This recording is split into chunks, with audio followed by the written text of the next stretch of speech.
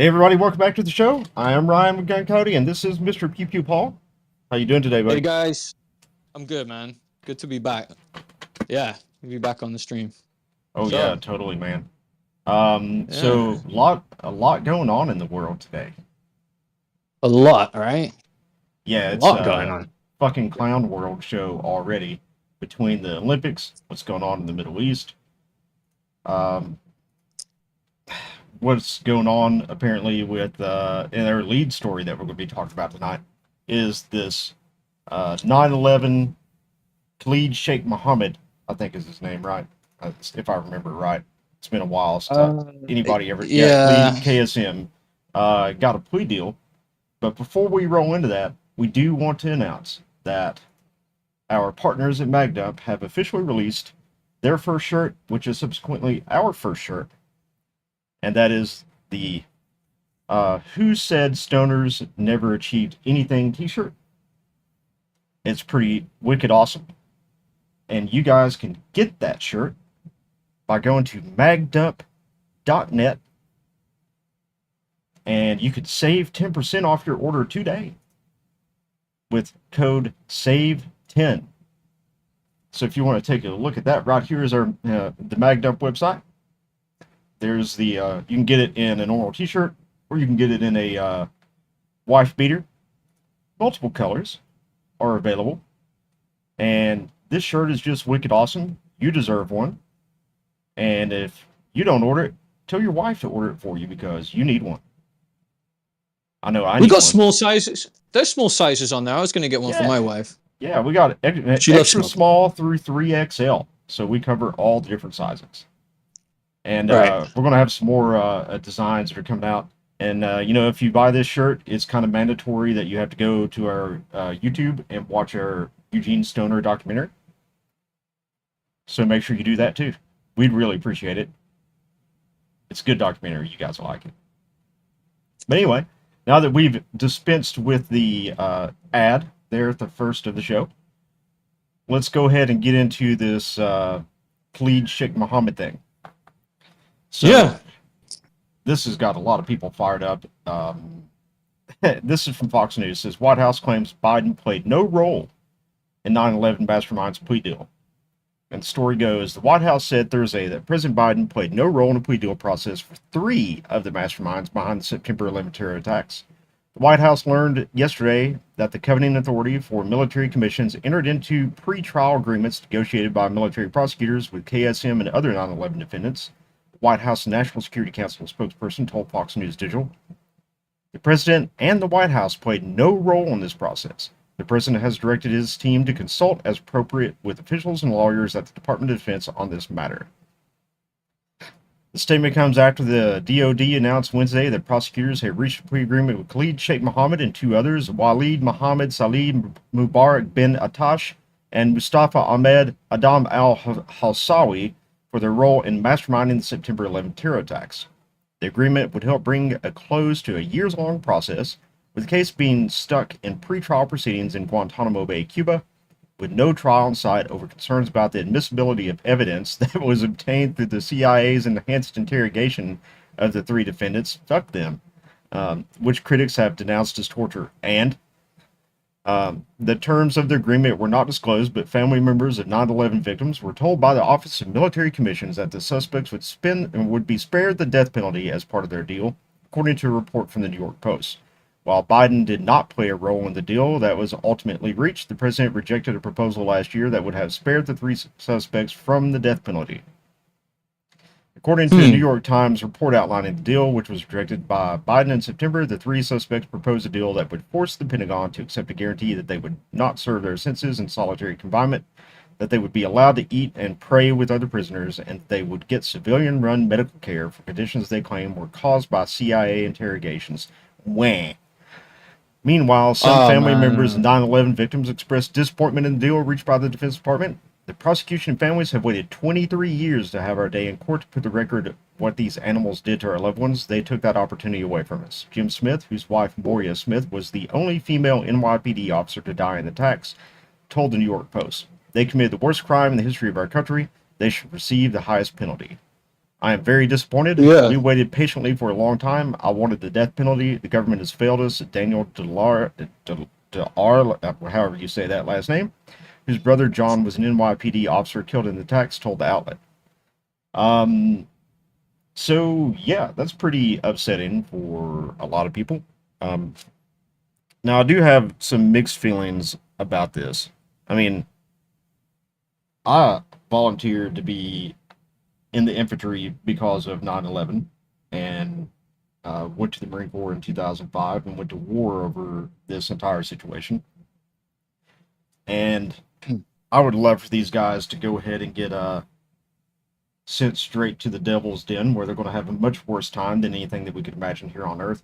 But at the same time, if we kill these dirtbags, then the terrorist world will then raise them up as martyrs. So it's kind of a damned if you do, damned if you don't kind of thing. And what's your take, Paul? Sorry, man. I was on mute there 1 second. Yeah, I think overall with this, it's making a mockery of our justice system. Like it was said there, this was 9/11. Yeah, You yeah. know, Well, see, it this is was even a military tribunal. This isn't even like a civil court in the United States. right. This is literally a military tribunal. So what the fuck's going on there? I don't understand why, if there's a plea deal, like how they could have information. They're in There is Guantanamo Bay. nothing they have left. What 23 years what later, data what are you going to can we squeeze? extract from? Yeah, what are we going to extract out of this? Yeah. It's making zero sense to me in that regard of like why would someone do that? Like why wouldn't they die? Why would they be taken off the death sentence? And even Biden, it said at the start of that, top of that, it said like Biden had already rejected this deal 2 years ago, 3 years ago, or something. So, I mean, Biden is a moron, and even he could see that there's no way Americans would go along with rejecting this. So, yeah, with approving this, sorry. So, makes me wonder, and it did say there in the report that Biden did not approve of this. So this is the first thing Kamala's done, maybe? Is it? Now this comes off the I back. think this was all the military tribunal. But it's Biden administration has officially approved the plea deal, right? No, no, And no. no, This sorry, is I misheard. this is Okay, this is 100% the military tribunal. okay.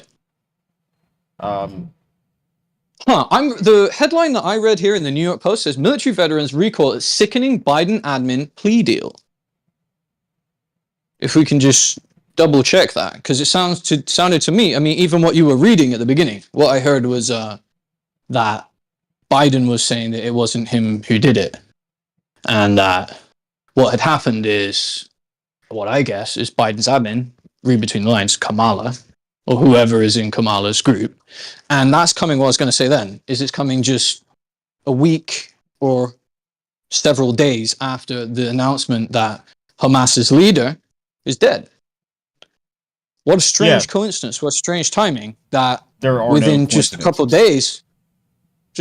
days, we now have probably the worst terrorists on earth that are serving time in Guantanamo. We have them, are going to continue to live by giving up some information due to a plea deal. Now, what information possibly can they have? How corrupt is our justice system if people who are in Guantanamo have information on terrorism while we're still, as taxpayers, paying for them, and they are given help, you said, because of interrogation processes that we've performed on them, I imagine decades ago or a decade ago. They waterboarded them, right? Oh And yeah, I they hate that to they've been extract waterboarded. information. That's just awful. Yeah, It beggars belief that they can perform such terrorist acts that so many innocent lives can die. That they can attack us like that, and then they are given essentially a free ride out of here. They're given a shelter.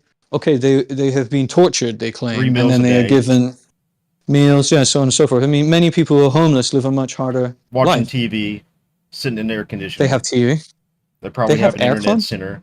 Oh yeah, they got air conditioning. Really? Of course they do. Now you're making jokes. No, You're trolling, right? no, man. That's why so many people in America don't give a fuck about going back to prison because a lot of the times it's better than the living conditions they have as a free person. I understand that in the country, of course, but this is in Guantanamo. Yeah, well, it's But been kind of made the same way there. Again, the left road had a big shit fit about the mistreatment of prisoners in Guantanamo Bay, and there were lots of reforms.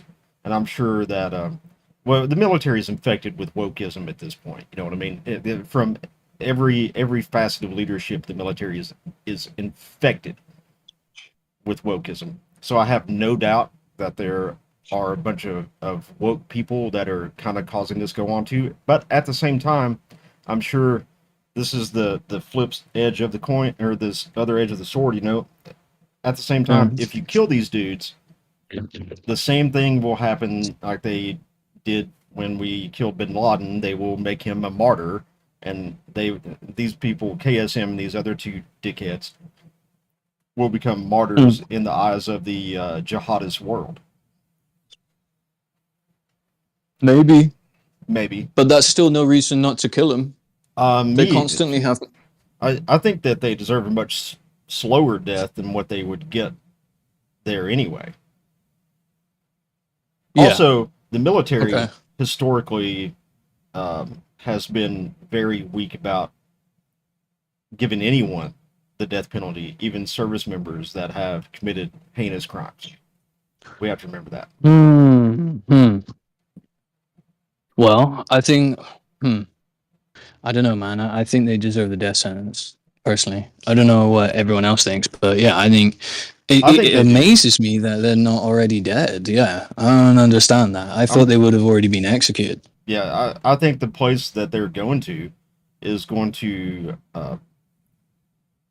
have many things in store for them that are so so bad that the human mind cannot even comprehend how awful it's going to be for these people. So yeah, just go ahead and you know what? It'll probably, if they ever change their minds and do execute these dudes, um, it will probably be incredibly expensive when they deserve to be treated like dogs drug out behind Guantanamo, shot, and left to rot on the beach.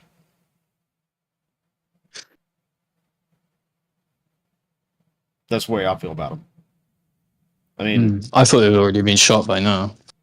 yeah, Do you know what I mean? I don't I've understand. lost friends to the war on terror, really good friends, and you know countless other veterans have as well. You have tens of thousands of veterans, if not hundreds of thousands of veterans, who have now permanent disabilities by being in the war that this You read my dirtbag mind. helped to start. I was going to say it's still going on till today. People are still Yeah, even though affected with it GWAT now. is officially over, that Mm. that campaign in one form or another continues, and service members are still dying from it. They're still ended up disabled or injured permanently from it.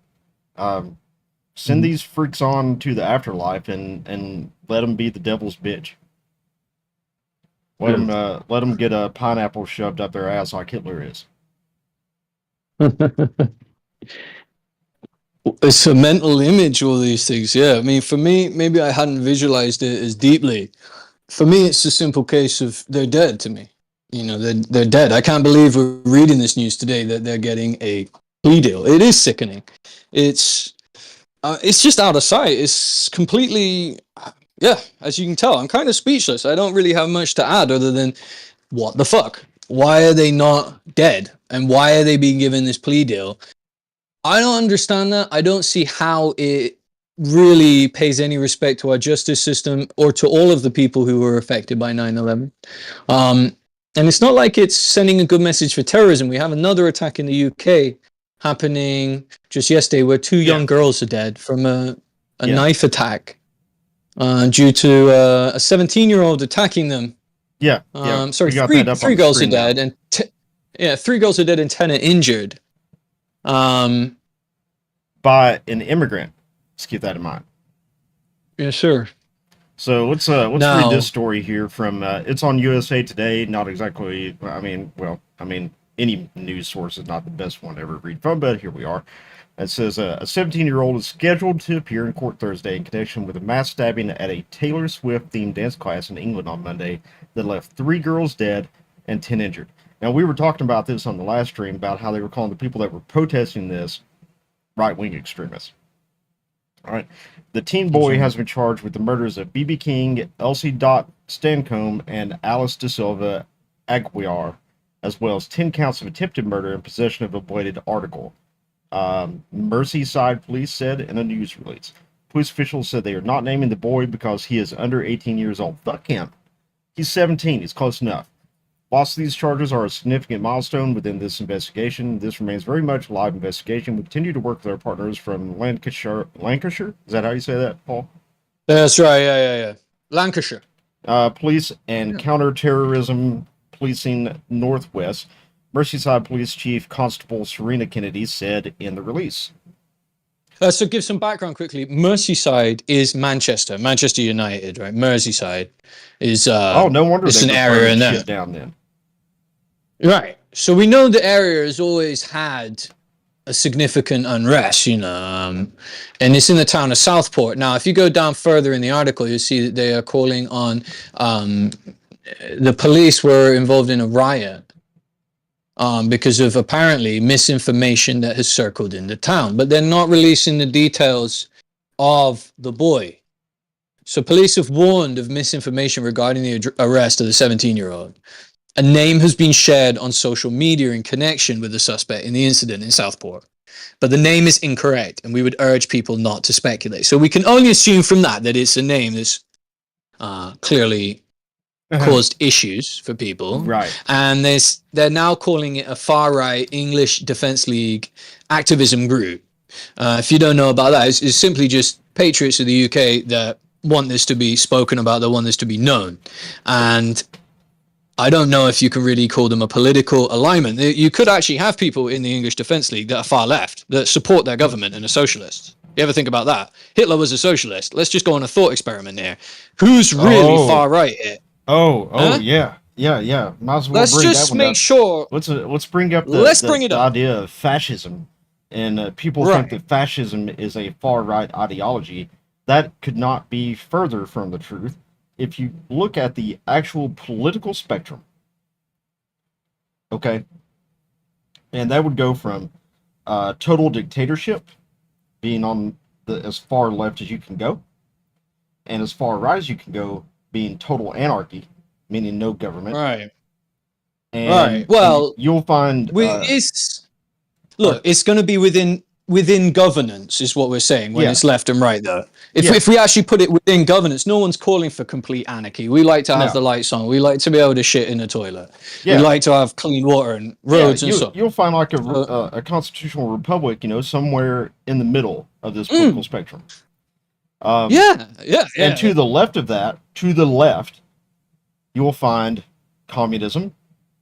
And and right next to it, you're going to find fascism. Because what was fascism? It's in the name, people, the National Socialist Party. It has it in the name, socialist. They're socialists. Yeah. It's big government. Yeah. Everyone's got a government job. You work for this big mob. It's the government. And if you look at the government of the Third Reich, it was very much set up like a socialist government. Oh, it is. They're socialists. Yes, because it is. That's what I'm saying. Right. Yeah, that's what I'm saying. So, exactly. So that's socialism, but that's what the paradigm is now that they're telling to present us. Well, they always mention this far right. They never mention the far left. Who's on the far left? Well, the government, right? Obviously, because they want more governance, not less. It's not like they're ever going to deputize you and put the power into your hands. Clearly, in these situations, someone with a concealed carried weapon would have been able to deter the crime. The crime is reaching such a point that the youth feel that they can commit murder. Let's make this totally clear to all our listeners. The youth believe that they can murder and get away with it. with immunity. Yeah. This is shocking. Let Yeah. it sink in. Look at this. None of the Two fathers children. are allowed to carry a weapon. No. It's Two children, unreal. ages 6 and 7, were killed in the death of another child, a 9-year-old. 10 other children suffered stab wounds in the attack, 5 of whom remain in critical condition, along with 2 adults. By public vote, all males in the UK of adult age should be allowed, or should we say instructed, to own a handgun, to own a rifle, and to uphold law and order. It's not being a vigilante, it's being sane. We don't have the money in the UK there. They don't have the money, shall we say, not we. I don't really want to identify as British. I don't want anything to do with them, but, you know, I like to identify as American. I just can't wash off the accent and be genuine, you know. So what can we do, really, is we can say, 2A we for want to the be able to UK. defend ourselves. 2A for the UK, exactly. What can they do is demand the right to defend, demand the right to uphold the law and to be deputized, and no longer sit around as sleeping giants, as sleeping lions that would all be perfectly capable of apprehending and arresting a 17-year-old. The right Within of self-defense is a universal human right. Within seconds. Don't give me that shit. England has plenty of very capable males that could secure our schools, our areas. The fathers that are hurt today, think about it. Your daughter is dead, yeah? My heart bleeds for them. Your daughter's I going to cannot have believe it. a Taylor Swift themed dance class, and you get a phone call that some immigrant has killed your daughter. Doesn't matter. Yeah, of course. It doesn't matter who he is. It doesn't matter Someone who he has is. killed your daughter. It doesn't matter. It's even more salt in the I wound don't discriminate. when it's someone who shouldn't have been in the country in the first place. Well, yeah, that's just rubbing salt in the wound. But I do not discriminate. I say fire, and he's 17, so obviously they live in this society where he cannot be treated, but he is a murderer. So again, in my eyes, in what is according to justice, right? If you murder someone, you take someone's life away in this sense, and he took multiple lives away, then essentially you are on a life sentence or a death sentence. Isn't that what justice asks for? Isn't that the other side of the balance? Correct me if I'm wrong, but it doesn't matter if he done it whatever age, really. No, I'm not sure. I mean, if you murder someone with a blade like this in a violent attack, I guess you could, I don't know if it's ever happened, but a very young individual that done it, you know, under the age of, I mean, they said he was 17, right? So we say a 10-year-old was to kill someone in a stabbing incident. I don't know if it's ever happened. I don't know my crime that well, my criminology that good, you know.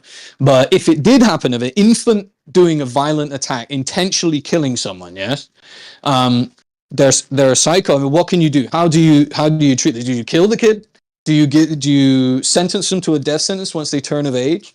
It's a quandary, isn't it? It's a very difficult one to discuss, and maybe a topic that people would want to look away from. Problem is, we can't look away from it today. Children are dead. They're dead because of a knife attack. Let us not forget about them. Let us not let it go in the wind like it was nothing. We must learn from this. It must never happen again. And what I recommend is, until the citizens of the UK have a fundamental right to defend themselves and are allowed to carry weapons, and by weapons I mean firearms, things like this will continue to happen, especially as they continue to allow the mass immigration of people from shithole countries. Again, for me, it doesn't matter whether they're from shithole countries or good countries. Yeah. Yeah, it doesn't. It doesn't matter, right? It doesn't. It really doesn't matter. It could be a Frenchman that commit crime. Like I don't. Do you get what I mean? I don't these days because it's so dilute now, and it's anyone coming into their community, should we say? Anyone that's coming into whatever community and wishes harm needs to learn law and order. Let's make it really simple. And that's really it. I don't understand how the topic could get so blurred. People don't want to talk about it. They need to riot about it. Makes no sense. They all pay tax. They all go to work. They all do it, or do they not? Has the economy failed that much? See, I've not been in the UK a long time. I don't know. It may be that there is a mass amount of welfare recipients there, and therefore they don't have the economy. Therefore, they wouldn't be able to afford a firearm, so they don't like the idea. Because only the business owners could afford a firearm, and there could be such a split in wealth that there really isn't a middle class. There really isn't anything. There are those on welfare and those that have employment with the government. It's starting to look. It's starting to look like the Soviet Union. It's starting to look like pre-collectivism communist China. I mean, it's looking like Lao, guys. What's going on? Like, I'm pretty sure if you go there, they're going to have a small handful selection of vehicles that most people drive. And then they'll have people that have other stuff, but there'll be this wide band of what's normality. And think about it. You know, it might shock a lot of our American listeners to know that British people don't pay to deliver their babies. They don't get the money together for their healthcare. That's a shocking thing, apparently. This is often a point of debate, is that Brits don't realize that, you know, all Americans have paid, have a healthcare, have some kind of health plan for when they deliver their children. For Brits, they just consider that part of life, being born, is just like given to you. The doctor will just perform the labor. It is all free. You just get it for free. They think that that is a right. But on the other hand, defending that life with a firearm is apparently not okay. How bizarre. What a double standard. So they're going to give you free healthcare to be born into the world, but then to defend that life, you're given nothing. It almost doesn't make any sense. It's like, again, an antithesis, a hypocritical point, maybe something they don't want to debate because it goes back to other topics of why they don't want you armed, why they don't want a strong economy, why they don't want you talking about these topics or thinking about these topics in a way of comparing yourself to your American counterparts, and want to split the countries apart, make one another hate each other, and constantly make fun of one another through our accents and through our differences, so we do not unite. But you know, this is all about patriots unite wherever you are from, wherever you're listening in from, whatever you're doing. It's about patriots from whatever country, wherever you're from, whatever your creed, whatever your skin color. It doesn't matter. If you know what's good and right and believe in God, that's it. That's all we need in the world.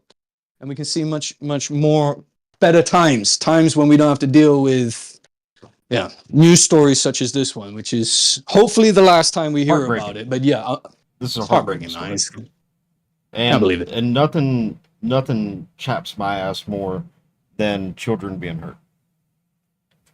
Right? All right, that's the most evil thing that you can do is harm innocents. I quote the King of England here to say that he was quoted to say it's utterly horrific.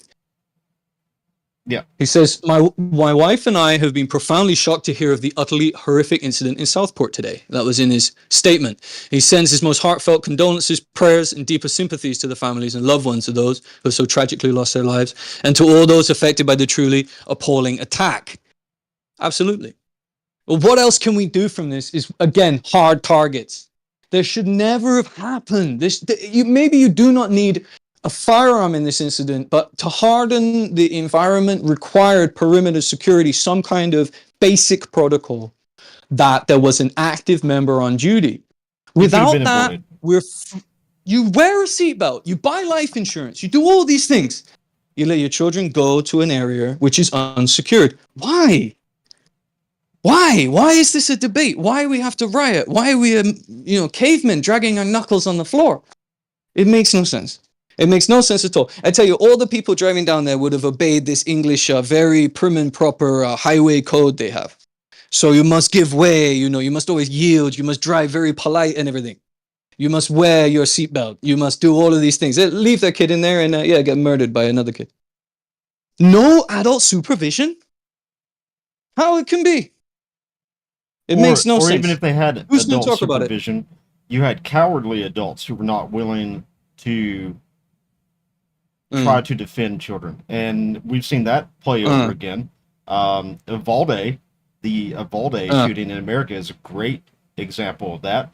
Look at all the footage from that of the cops just standing in the hallway, doing nothing, one even going over there and using the hand sanitizer thing while they're listening to children being killed. How can you do that? Checking their phone for notifications and so on and so forth. I guess it's cowardice. Cowardice, yeah. And for anyone listening who's worried about a knife attack, any females, you don't know what happens. Someone pulled out a knife. Take it in the hand. I've seen it. I've seen it right next to me. A friend being attacked in England with a knife, just took it in the hand. That's how I learned that technique. It's ideally in the back of the hand. You won't bleed that much from it. Your hand's very bony. Try and take it in the knuckle, and it will shock them because they hit you with it. It will hurt, but it's not an internal organ. And the power you take from that, like I see my friend just put his forearm out and took it straight in the knuckle, and yeah, it completely changed the energy of the fight very quickly. And with that, he was able to counter, and yeah, the situation changed rapidly. So it's always a threat in the UK of hand-to-hand combat, of knife-based combat, because knives are everywhere. They're prevalent in society. So even with a firearm ban, you're not getting to a better situation. You're getting to a sword fighting situation. It's very different than what Americans are accustomed to, because you're living with firearms. It's much more civilized to have firearms, although they try to bring about that it's moronic or something, or backwards. So they've got it all around. We talked about the political alignments. They're talking about the right and the left. They got that back to front. Then justice system is back to front. Even in the previous article, it's a topsy-turvy world. You got to be insane to be sane in an insane world. It's a clown world, and we all know Christ is king. So as long as we can keep our focus on where we're going, we can move forward towards a better time, like I'm saying. And hopefully it's the last time we have to report. Just to repeat myself here, I really do hope it's the last time ever, as Lord knows, that we have to report on something like this. It's sickening. It's unbelievable. And I think it's time to really reform the UK in the sense of firearm ownership, of far more firearm lessons, far more. Firearm It's not ownership. just the UK, though. You look at America, and you look at the most dangerous places in America. The most dangerous places in America are the places that have the strictest laws when it comes to guns. So New York, Chicago, Los Angeles, San Francisco, Portland, all these places have these extreme gun control laws, and they all suffer from tremendous amounts of violent crime. Chicago especially. Which Chicago's always been a dangerous city, but it's even more so now with all these gun control laws, because most of the populace, the law-abiding citizens, for the most part, are unarmed, and criminals don't care about laws. So guess what? They're armed. They really don't. Yeah. I've never seen so much crime as when I grew up in the UK. It's just riddled with it. Yeah, I couldn't possibly imagine growing up in an American city right now. When I was a kid, back in like the early 90s, when I was a real little kid, my grandmother lived in Detroit. Right. And every summer, we would take a trip for a week to go visit my grandmother in Detroit. And everybody knows what Detroit is. Detroit is a hellhole. It looks like a war zone. My grandmother lived in downtown Detroit, and everyone there had to have bars over their windows. You didn't go out at night. In fact, the house right next to my grandmother was a crack house. Nice. And while we were there, that's back when the club was a big thing. The club had just come out that you put on your steering wheel. Oh, so I remember that. Yeah. That was real big in my town in England as well, because they would just smash the window. My dad caught 2 Sikhs stealing his head unit before, what we call a CD player, but it was a tape deck back then. They'd smashed his window and they were stealing it, So he said he just grabbed him by the gown and just threw him down the road. Yeah, grab them by their man dress and give them a sling. Right. Yeah. This was the crazy part about that, too. Is the entire time we would be up there, there was my dad would take one of the recliners and put it by the front door, and where he could look out the window. And the reason he did this is so that he could keep an eye on the car. You had to take the spare tire off of it when you got there, because if you left the spare tire because it was we were going in a Chevy Blazer, and at that time the spare tire was mounted on the back. If you left your spare on there, they'd steal it. And they will leave it.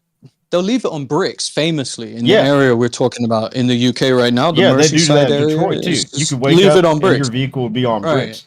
And one thing that will always stick with me from being in Detroit, even then, Because I remember this was back when Detroit still had grocery stores in the city. Mm. I remember going to the grocery store, Yeah. and it was my grandmother, my mom, my dad, and me. And my grandmother and my dad went to the grocery store. My mother stayed out in the car with me because they're like, "You can't go in; it's too dangerous." And I remember looking around at every other car in the parking lot, and there was not a single car that didn't have someone sitting in it. And the reason why is because you couldn't even go to the grocery store and leave your car in the parking lot without your shit getting stolen. And by shit being stolen, I mean your wheels, parts of your car, and they would just strip your car right there in the parking lot, and you come back and you'd have a just a hull. So you had to leave somebody in the car just to go to the grocery store. Ridiculous. And this is in America, and this is where they took the guns away. Yeah, this is in the Just to Motor recap. City. At one time, Detroit in the 50s was the crown jewel of American cities. And by the 90s, after 40 years of Democrat rule, Uh, it's a war zone. No one wants well, to look, live there. it's what's going to happen. Look at what in the UK as well, by the way. They're protesting and burning and looting. It's not the way to go. If we have any British listeners, it's not the way to go. Maybe it feels the way, but you're just doing what the left did with BLM and that by burning your cities and that. It doesn't help. The way for continuing this is through economic action, is through political action, is a grown up, as an adult, is demand that there is hard targets. If the police can't provide it, which I don't think they can, by the way, I I don't don't think think they they can. can. I don't think you can appoint a police to every time that you're having a meet up with your kids, and that does feel extremely police state. But if that's the way that the British government is going to deal with it, which is, I guess, along the lines, because they don't want people taking crime, they don't want you to be deputized. Is the bottom line. You can do a citizen's arrest, but not like in America. It's not. It's not the same way. You cannot. There's no stand your ground law. There's no.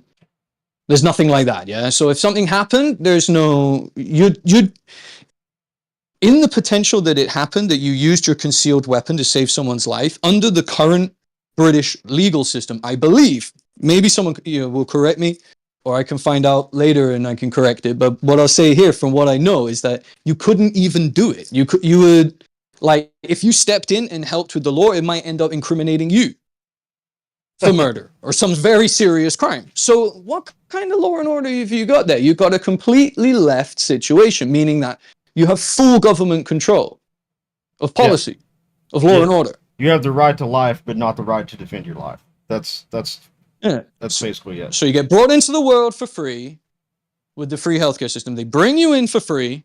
You work for them. You get given free school. You get given all these free things. But your life didn't mean anything. You're not allowed to defend it, and you're not also allowed to be essentially patriotic and uphold the law and order of your town, your city, your country. What a strange situation. Why are we not vocal about that? Why, as everyone, Americans, vocal about it as well? Talk to Brits about it. Ask them about it. Are you aware of that? Did you know that? Yeah, things should change. They should change in the sense of, first of all, fathers should be allowed to own firearms, and everyone should trust each other. I'm not going to, only use it if to prevent crime. Because there's another thing. Whenever I've talked with Brits, Brits who've visited Florida, or get amazed with the firearm thing. They don't feel safe. They triple lock their house. They want to leave London because they don't feel safe. They're looking for somewhere else to go. Well, the safety of people is not just a government responsibility. Ultimately, you and only you are responsible for your own safety. And Yeah, in yeah, countries like the that's it. UK, you have the responsibility of your own safety essentially taken away from you. And of your children. Yeah, And they're saying that they're going to do it, but they're not doing a good enough job. So they people just can't. need to, It's like, impossible. They could they never hire can't. enough Yeah, people. it's impossible. There's been lots of worker revolts in England. It's the left and the right need to unite. As ironic and as maybe cliche, corny as it sounds, these people are really, really verbal and vocal about lots of different topics, right? Lots of things. The one that they need to actually get up and not protest violently, not protest through burning things, protest through talking about it, by, understanding how Atlas Shrugged worked, all the professionals out there, all of the people in the UK, which means something that turn the cogs and gears on a daily basis. Yeah, why don't they all start talking about it? I'd like a firearm, you know? I'd like to be able to defend myself. I don't think the police are doing a very good job. How about that? Are the police even able to do it? The tax is high enough. They're like the most tax fucking income ever. You know? That's the other thing they can't believe is there's states in America with no income tax. Spread that one as well. Brits don't know about that. And Yeah. that just fucking kicks them in the gut. Because Yeah. they hate America as well. Brits hate America in the majority. I'm talking, not everyone. There's, you can't generalize. But if you go in the bar, 8 out of 10, I'd say, would be fairly disapproving of Americans, maybe behind their back, and then cool with you to your face. But like behind the back is like they don't like America. Why? Jealousy. That's what I believe. Purely Envy. jealousy, of course. Well, America Envy. is the envy of the world. I believe so. Yeah, I It's do the truly last believe it. And bastion of freedom. yeah, I mean, anyone can really make it here. Yeah. That's the thing. I mean, lots of countries have what you could call freedom, but America is the last real free country, and sadly, that freedom is being eroded on a daily basis, even here, and we all know that. We know it. It's socialism that's eroding it. It's left wing in the sense of, look, don't let them cloud it up. Like left wing, right wing, in terms of like gender and all those other things, they're actually not in the picture. It's just about governance. But they bring it into the picture all the time. It's just about left and Convenient right, it's just distractions. about governance. Yeah. Left just means more government. And that's what we've already get. We're living in a big government situation, are we not? Everything is massive government these days. We'll never go back to the era of, apparently not, of smaller communities, of smaller townsteads. They don't want that. They want everyone crowded around the ports, loaded into cities, a Ran by number the in a federal machine. government, Yeah. so the federal government can extract as much money from them as they can, stifle Human, competition. human farming. That's exactly That's what what's it going is. on. And that is the left wing. That's what it is because, well, it's having everything controlled for you, right? So It's taking the the right wing thinking isn't. away, and I think that's why so many people like it, because they don't want to have to think. They don't want to have to use their gray matter. So a lot of these people who want to do these things, they say is left wing, like they want to change their gender or whatever. They want to live an alternative lifestyle, right? Might not be something that I condone, but I understand it's freedom of their right to pursuit to happiness. And if it doesn't hurt anyone, that's their life. Now, actually, they should all be on the right because, well, they don't want the government to be involved with that. So do they not see it? Like there is no left-wing ideology that helps them. If people want freedom in terms of like what they do in their bedrooms, they should be on the right. The right isn't fascism. The right is saying the government is small and has nothing to do with that. Get it clarified in your brain, like why, how can anyone get so confused with it? So in terms of actual left, if left means people screaming and shouting about wanting to change their gender and not having a government involved with them in that and calling everyone else Nazis, how about they just drop that, tone it down a second and realize that the liberty that everyone's fighting for is essentially the same thing. It's just can't stop name calling and chucking shit at each other. And I think most people that are conservatives know that. And I'm preaching to the choir. And liberals, if you've managed to get in here, or if this ever gets sent to them, liberals they don't get it because it's a mind disease. They can't see it because they want more of the thing that's caused the very confusion that begun them in the first place. But maybe it will always exist in our society as much as there's a negative and a positive, a left and a right, a duality of life. While we have conservatives, there will always be a group which is of the other mindset, which it's just part of, maybe we just have to learn how to live with them, to live alongside them, because they're reckless. Well, the thing they is, want people to on the insecure. right, conservatives in America, they don't really give a Mm. shit what anybody else does. Main thing is, we just want to be left alone, and Yeah. and we just want you to stop pummeling your bullshit down our throats. We it doesn't matter to us. Everybody's got their own damn problems. Everybody's broke. Everybody is depressed. Everybody is going through a hard time. They don't give a shit about your problems. Quit cramming it down our throats, and things will be a lot easier. That's really it. And I was I got into a little bit of a debate with someone on X earlier, who essentially said, "Oh well, you guys are the ones been panicking about transgenders for the last year," and my response to that was like, "No, I really don't care. If you wanna turn your dick inside out and call yourself a woman, that's up to you. Go by all means, go for it. But don't expect me to sit here and you expect me to recognize you as a woman because you're doing weird things. Don't shove it down my throat that you are now a woman when you're a dude with an inside out penis. Because that's just not the way I see it. Please stop cramming down my throat. I don't care otherwise. Do you, boo boo? Maybe I'm the weird one. I don't know. I think that goes back to the being left alone thing there. Yeah. Yeah, Well, just want to be I left mean, alone, look, man. if they want to do it, then they want to do it. It's up to them. I don't need to know. If they'd done it, I wouldn't know, right? Right. I mean, if they'd really done it, like It changed if genders, they then how weren't would I making it know a you're now point, a woman? if they weren't making Yeah. it a How am point I going to to draw know? attention to themselves, then no one would Uh-huh. care. They're going to go on about their I mean, lives and do what they were doing, what? and they don't give a Yeah. shit about what you're doing. Obviously, if you ask me my personal opinion, I think that people should follow Christ, but that's my life. You know what I mean? I don't want to make it everyone's problem. If you're asking me my opinion, I'll tell it. But otherwise, yeah, Yeah, like let them go on. But if that means that it's a threat and a danger to our children, if it's a threat and a danger to our everyday life, then it becomes a it problem. becomes a big yeah. It's that, and that's where the buck rests. So we have two crazy stories this evening. Sorry, is the well, coming in today is of course the 9/11, and now what's going on in the UK, and yeah, I mean, what are we gonna hear next? What's in the news next? What's it Well, gonna wash up on our shore next? we do Yeah. have we do have a little bit of good news. No, you do. Yeah, yeah. On the Second Amendment front, we do have some good news. So, this is coming from Ammo Land. A Hmm. New Jersey judge finds ban on AR-15 unconstitutional, but there is a caveat.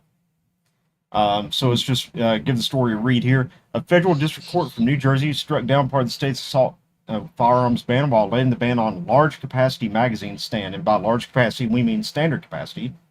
The three cases were heard by United States District Court Judge Peter G. Sheridan.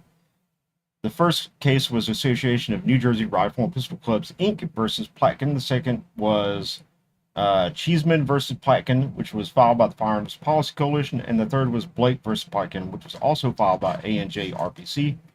All the cases were consolidated because they all challenged the same New Jersey law.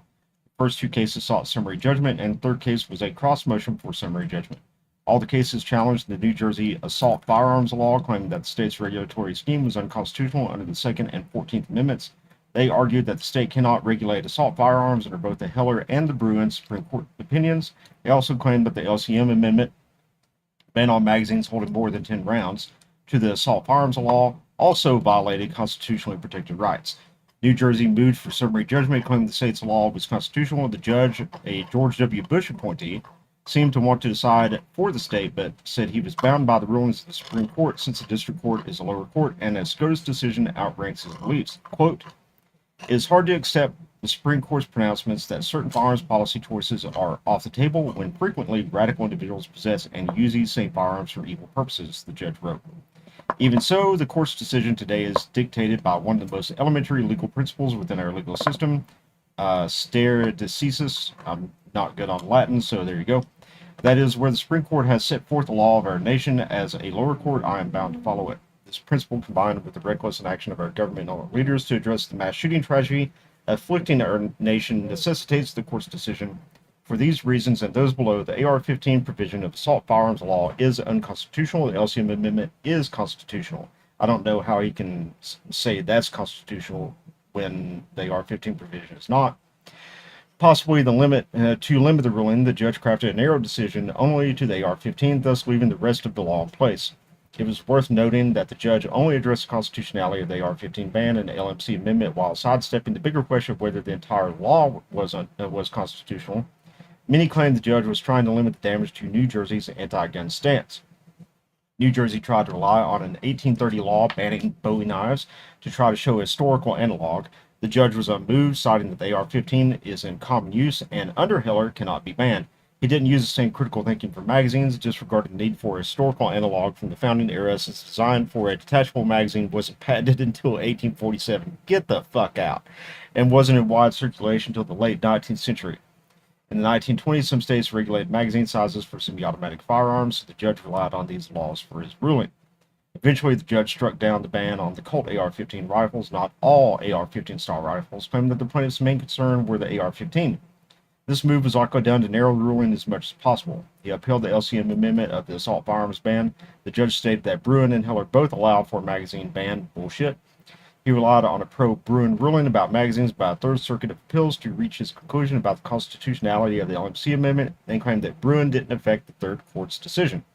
The judge stayed his ruling for 30 days to give New Jersey time to appeal the ruling to the Third Circuit Court of Appeals. FPC filed a notice of appeal on the same day the order was issued.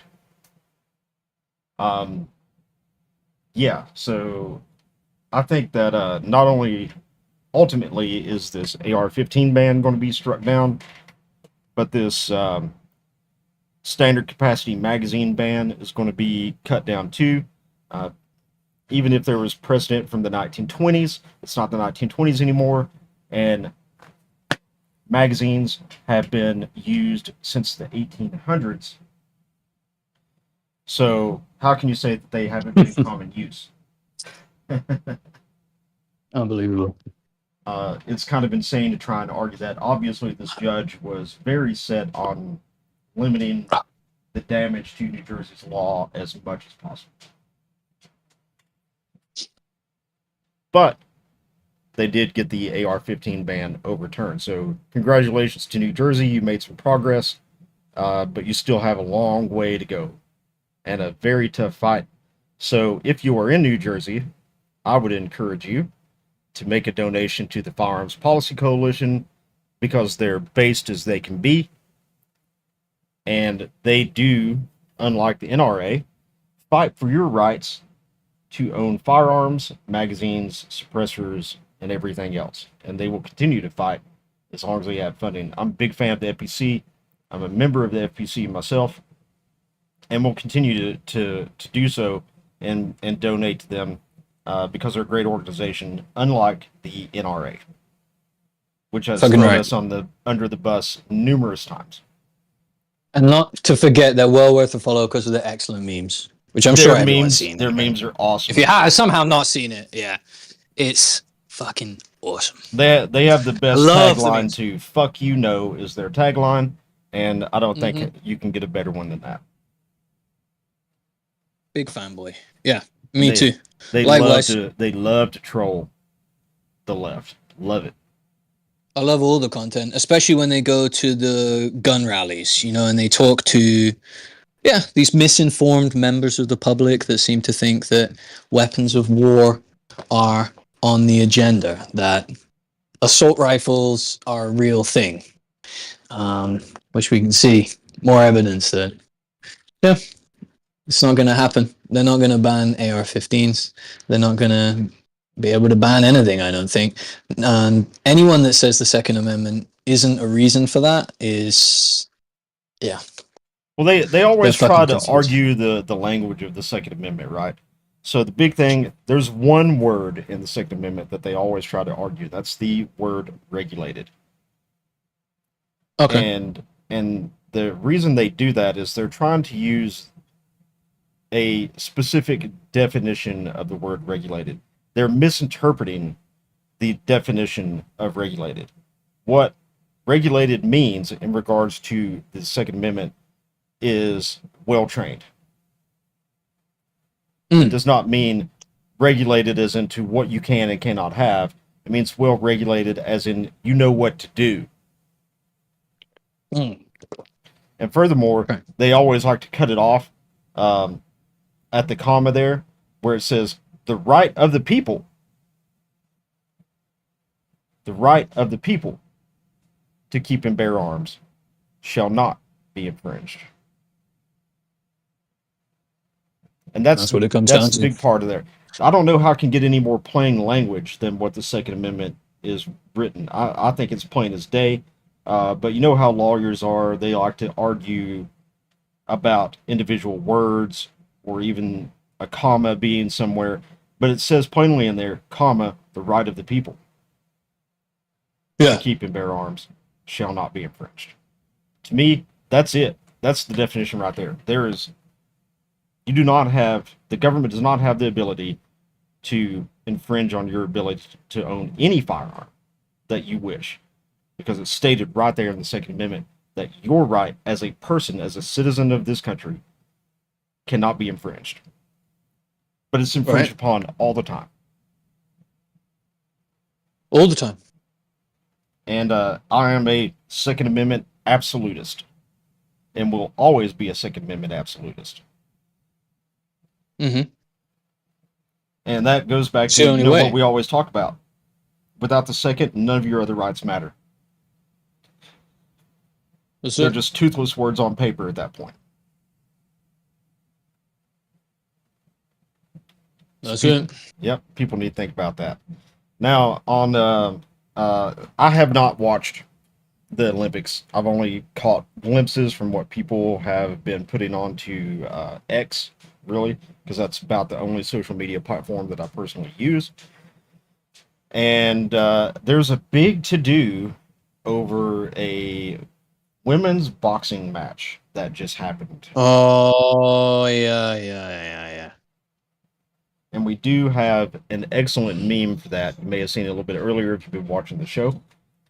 End Wokeness has this one when not only has uh, The Simpsons been a predictor of the future, apparently now so is South Park. And sorry, I was just fixing the tablet for my kiddo here, who conveniently is always awake when we're doing the show. So we have these fighters at the Olympics, these women's boxers, and you have this. Is it Turkey? Is it Turkey that the one in red was from? Paul, do you remember? I think it Uh, was. I think so. I don't know. I'm not. I got to be honest. I don't know. I just know it was. That's crazy. I'm just watching the stream. Holy fuck. Yeah, I hadn't seen this yet. Yeah, yeah. So it was over in like 46 seconds. It was over, and the one in the blue um, broke down in tears after that 46 seconds. And we actually do have a news story on that. Let's flip over to that. So Riley Gaines has weighed in on this. Um, Mhm. and let's check this story out. Riley Gaines, an NCAA champion swimmer who was forced to race against and share a bathroom with a transgender female competitor, warned voters about Vice President Harris. Gaines appeared on Fox News Channel's Jesse Watters Primetime and ripped the Paris Olympics boxing controversy for allowing an Algerian boxer who is deemed to have male chromosomes in 2023 to fight against women. The former Kentucky star warned Americans tuning in what a vote for Harris would do. Crickets from Kamala, crickets from the women at The View, and if I could implore you, a vote for Kamala is vote against your daughter's future. The Gains for Girls podcast host and Outkick contributor told Waters. I see lots of people on social media saying they'll be voting for Kamala because she is a woman. Well, let me tell you, Jesse, I will be voting for Trump because I am a woman. Iman Khalif Hmm? was the boxer in question earlier Thursday. Khalif won a match against Italy's Angela Carini in less than a minute. Carini was left crying. Khalif was in the midst of a gender eligibility controversy during the 2023 International Boxing Association Women's World Championship. Khalif was disqualified. The International Olympics Committee cleared Khalif to compete against women and doubled down on his decision after the fight against Carini. So this Algerian was apparently born a woman, but has Hmm. it's a really rare condition. This does exist where you can be a woman, but you can have a Y chromosome. So Hmm. she has a unnatural compared to the rest of women amount of testosterone, which is going to make her stronger, make her bones stronger, her muscles bigger, and it's a big controversy across the Twitter sphere. And I can Right. understand why. Because we have women's sports are being decimated. Absolutely Right. decimated. And it's not just situations where you have a woman with a Y chromosome, it's because you have all these people, all these transgender people now who are going into women's sports who would be mediocre at best if they were competing in men's sports, but now they're identifying as women and they're just dominating women's sports. Look at how many records have been set by transgender women in women's sports now. Mm. And natural born women have no chance of breaking those records. You have women that have worked their entire lives to be outstanding female athletes, and they can't compete Right. against these men. Let's put it that way. These men, they're not transgender women. They're men. They're men saying that they're women, so they can compete in women's sports, and they can dominate. And that's what's happening. And that's why there's a lot of outrage about this particular situation. And women should be getting real tired of it. If I was a woman and I knew that I was going to be competing against someone who was a man that identified as a woman, I would refuse to compete. Period. Same. Because there's no Yeah. fairness there. Well, I mean, yeah, it makes no sense. But they don't want to fight against a guy. They don't want to feel like maybe if they're going to do this, they should fight against. Is there a height difference or a weight difference here? There seem to be Yeah. like they I were got the video back mismatched. up on You the know? yeah. Yeah. There's quite a height difference here, isn't there? So we could Yeah. just go on basic things that, like, if you're going to do this, then you got to fight someone of the same weight and height, something like that. Yeah. This doesn't make any sense. It makes no It's sense crazy. to me either, man. It makes no sense at all. And I am very much pro woman. I love women. I absolutely love them. I am surrounded by women at home. I have my wife. I have my daughter. Basically, with the exception of like two of our animals, they're all female. So I'm just surrounded by estrogen. You're And a woman's man. I am a woman's man, a ladies' man, you might say. A ladies' man. Um, Don't show off too much there, man. Jeez. yeah. Save some for the rest of us, eh? But yeah, no. But I'm very pro woman. Uh, Women are. You and I have talked about this privately before, Paul. Men have a role, and women have a role. We are two halves of the same whole, yes, sir. That's right. and there's a lot of Agreed. things that my wife can do that I am simply not capable of doing, and there's a lot of things that I can do that my wife is simply not capable of doing. As But it should be. And that's life. Yeah. That's why you have a counterpart in your wife, yeah. yeah, but together we can do a lot of things. We can do Mhm. more than we could possibly ever imagine. So Yeah. yeah, I'm on the side of women on this. I mean, I think that women need to just revolt against all this bullshit. And For real. why is it after women have fought so long to go after their idea of equality that they're Mhm. sitting back and not just raising hell about this whole thing that's going on? Are they afraid to? Are they afraid they're going to hurt someone's feelings? I don't know. I think some women are. I gotta defend chicks a bit. I think some are, but they're just not enough. I think men as well need to say something about it. I think we all need to say something about it and not be I quiet think men about are a it. lot Keep more sharing vocal these about it than memes. women are right now, to be honest. I don't know. There was that white dudes for Harris the other night, and I can guarantee for every one of, Oh yeah, should the we say one soy of boys us, for Harris. there's a lot of it, isn't there? Well, I don't know how popular that was, but there's a population that does spur that on, that believes that what do they call it? Gender, like role reversal kind of thing. Like they're gonna be, Betas. like, okay, well, yeah. Well, I don't know if beta, if they wouldn't say that themselves, would they? No, they They're wouldn't say just it themselves. how do well, the word's not coming to me. Progressive, maybe.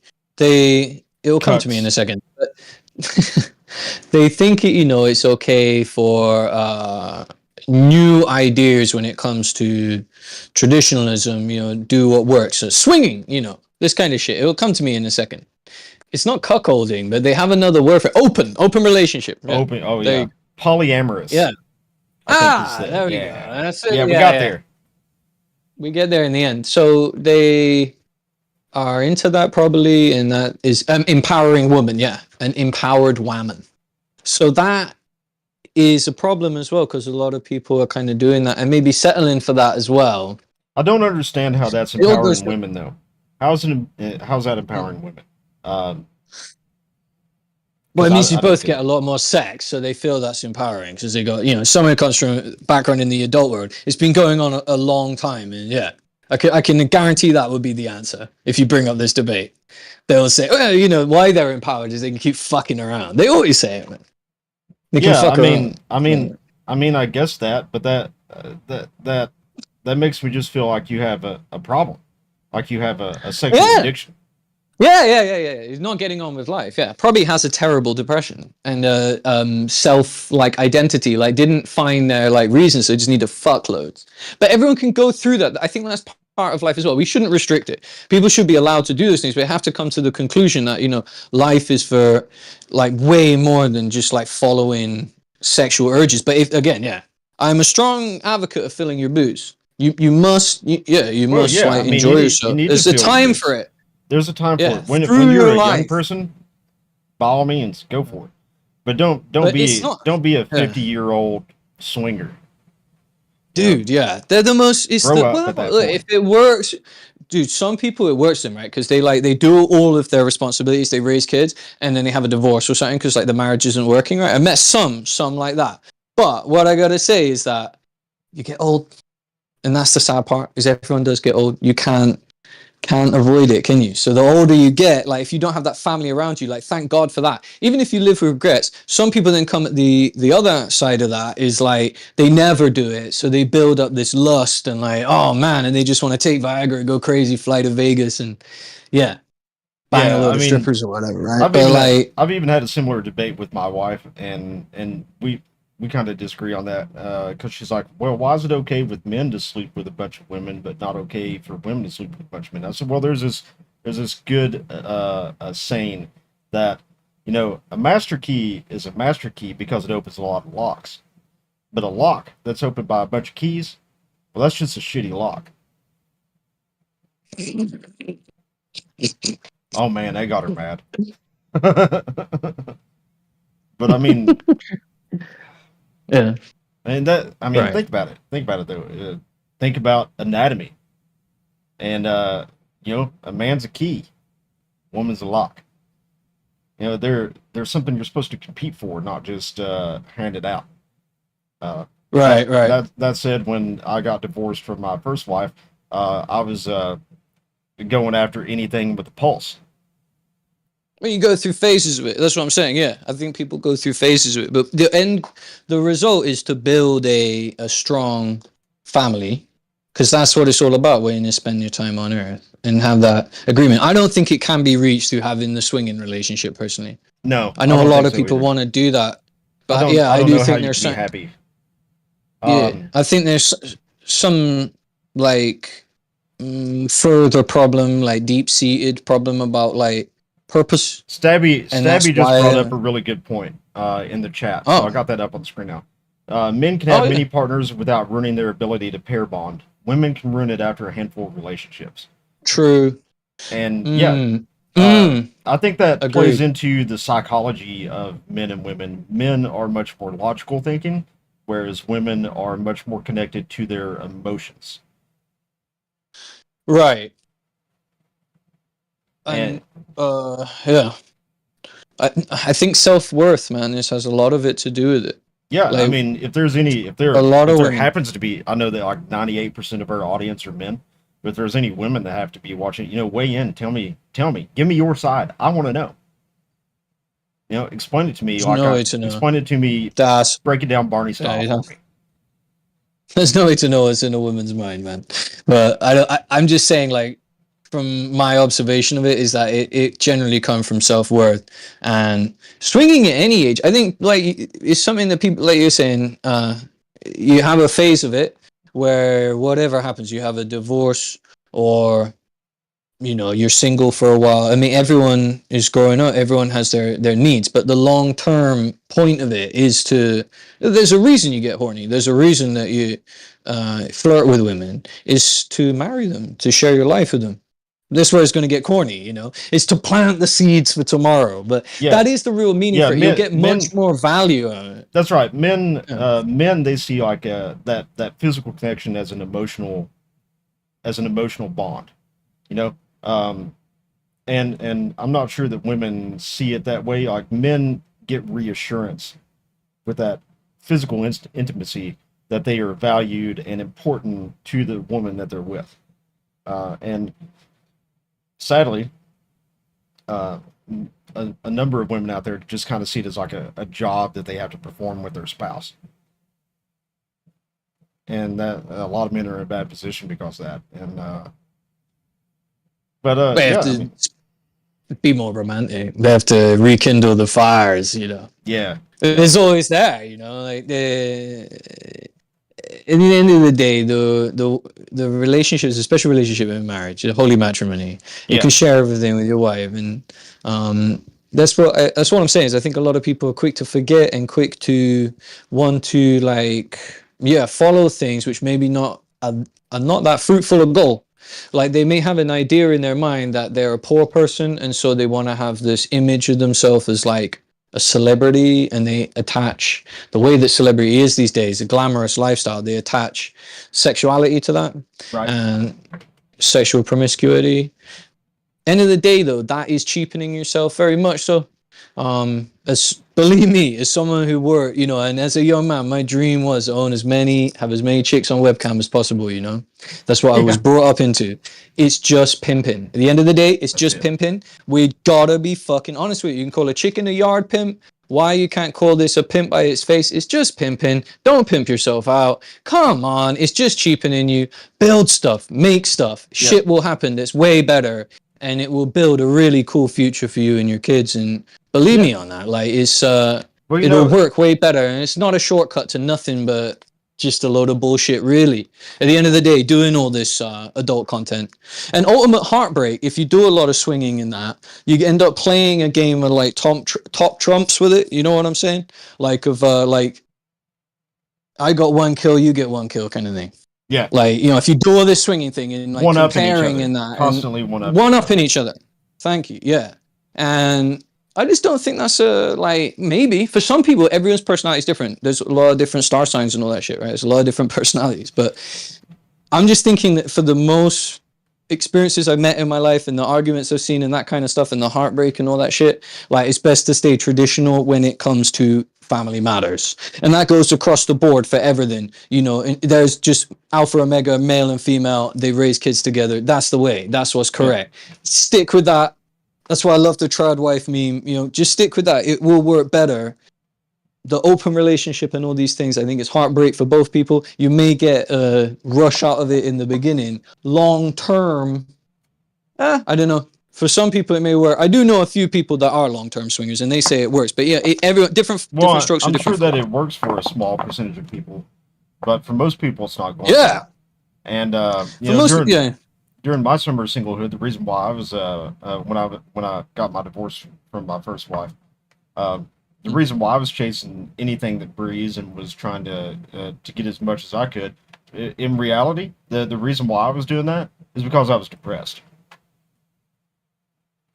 I was Depressed and depressed. bored, probably. I was Yeah. depressed and bored, and I felt like I had failed utterly, because I should not have failed at that, and I did. So I was trying to make myself feel better, and Mm. it didn't make me feel better at all. It actually just caused more drama and Yeah. problems in my life. No. Yeah. I mean, I think it's a good thing to go out and if swinging is working, but if it's causing problems and that and being a problem in your life, you gotta look at what your priorities are. Yeah. But I just know like way too many people. I'm also guilty of it. Spend too much of their money, too much of their time, fucking around, but it's a stress reliever as well. So It's a balance. Everything is balances in Everything is life. You know what I balance. mean? You have a balance, man. Have a balance in life. But at the end of the day, you got to know that 30s are coming and there's going to be an arc in your life where you're expected to be a parental role, you know, a father. There's fatherhood, parenthood, right? You can't put it off forever. You got to live through that. And then, yeah, when you get to the other side of it and you're like a Silver Surfer type dude, you know, like 50 years old. Yeah, because the more I talk about it, the more people I know is like, yeah, when they get to that age, like the older lifestyle, like they've been with the partner for so long and like they really don't give a fuck anymore. You know, I think that's why there's so much swinging in the OAP, you Oh know, yeah, like the old totally. age, Yeah, old yeah. age pensioner age. Like, Listen, and man, then maybe it does, but my you wife used wouldn't to know. work They're in a not so retirement home, bro, and really, and you can vouch oh, for that, yeah. I can 100% vouch for that. Uh, when my wife worked there, man, she would come home and tell me about some of the crazy stuff they would like find in these rooms or stuff that they would walk in on. It was just crazy. I think we're well within the YouTube rules there, Stabby. I don't think we're breaking anything. We're just we're not really being vulgar. We're just talking about life. And well, if you can't do that, We'll find we'll we'll find find out out. soon enough. And the We'll find channel will out. get banned. Yeah, yeah. If this video is not available for replay, we'll Probably know will get why. banned. But I think we talked about worse things. I mean, I really do. You definitely talked about worse. Yeah, for sure. No, yeah, and I think you take the crown with it with that horse thing. That was yeah. yeah. This is probably going to Well, take the crown.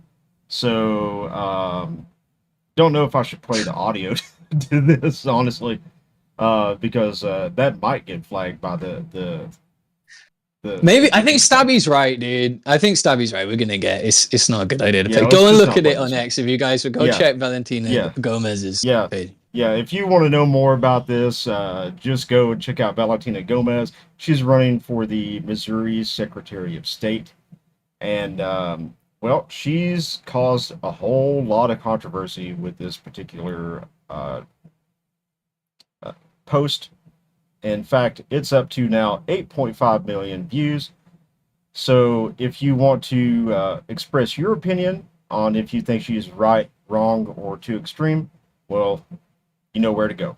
Go to X, and we'll just pass over that one.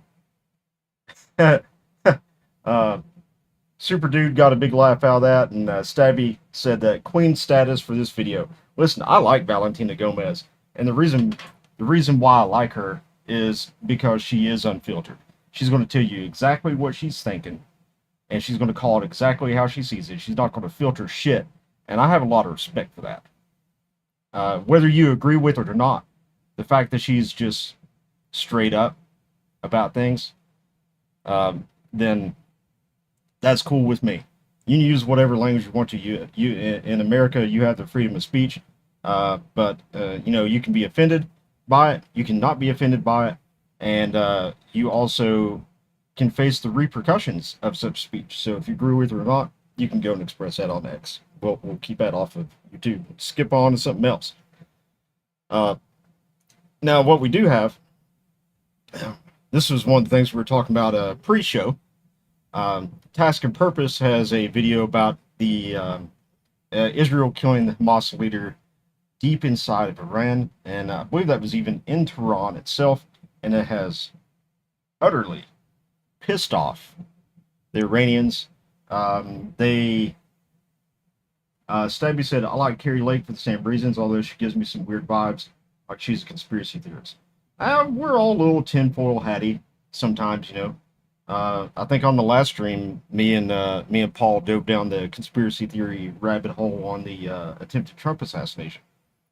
So we I all love a have our conspiracy. moments. I I love a love a good good conspiracy conspiracy. theory too. I do. I really do. It's I one of used my to, most. I used watch a lot of conspiracy documentaries where they all got banned from yeah, YouTube. That used to be the best thing on YouTube. yeah. I liked Yeah. it back in the day too, when above top secret was a big thing. You could go on there and you could read the conspiracies and the above top secret forums forever, and it's still Mm. active, I think, but it's not as active as it was back in the day. So I just like to read those theories and stuff like that. But anyway, Iran has I guess, hoisted the red flag of revenge above one of the mosques in Tehran, and are vowing that there is going to be a direct assault on Israel from Iran. And word on the street is, Stabby said the U.S. government has had some real notable conspiracies. Yes, they have. The most prolific for a long time being the Kennedy assassination. We now know part of that truth. So yeah, I mean, conspiracy theorists are, lately they're batting 1,000. You know what I mean? But we're keeping an eye on this Israel-Iran thing. So there's been quite a bit of talk that Iran is preparing an extraordinarily large drone and ballistic missile, not to be confused with nuclear weapons, but ballistic missile attack on Israel. And apparently the DoD has even come out and said that they do not expect they will have the ability to stop all of the attack like they did in the previous one. So I'm really interested to know what Task and Purpose has to say here, and let's check it out.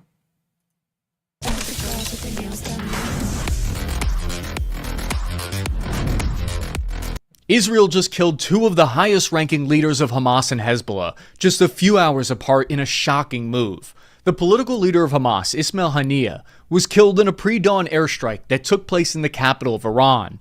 The fact that this strike was conducted deep into Iranian soil means it's unlike any attack we've seen, and it's a major escalation of the conflict. Now, we're going to break down what this might mean for the Middle East, the tactics involved, and how Iran might choose to retaliate. Initial reports suggest that an Israeli airstrike targeted Haniyeh while he was at the Iranian presidential swearing-in ceremony in Tehran.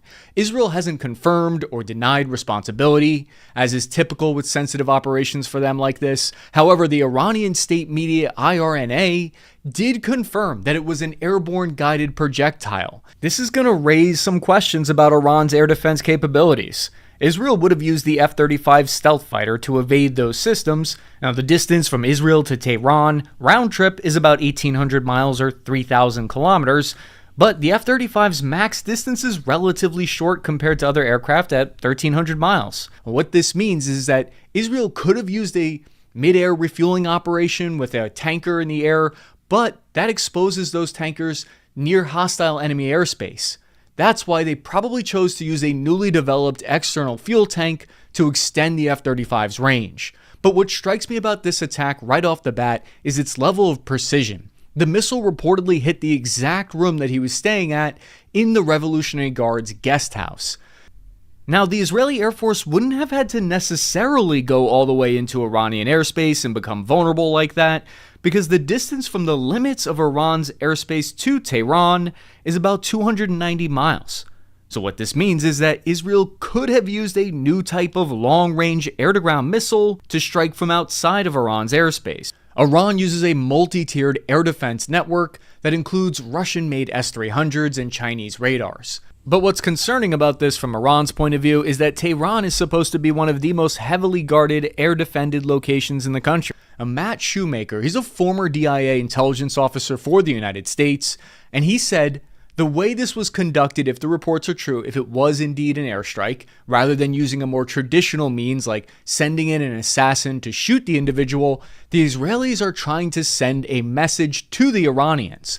The reason Israel didn't try to assassinate Haniyeh while he was in Qatar, where he normally lives, is because the United States is close allies with Qatar, so there probably would have been backlash for that.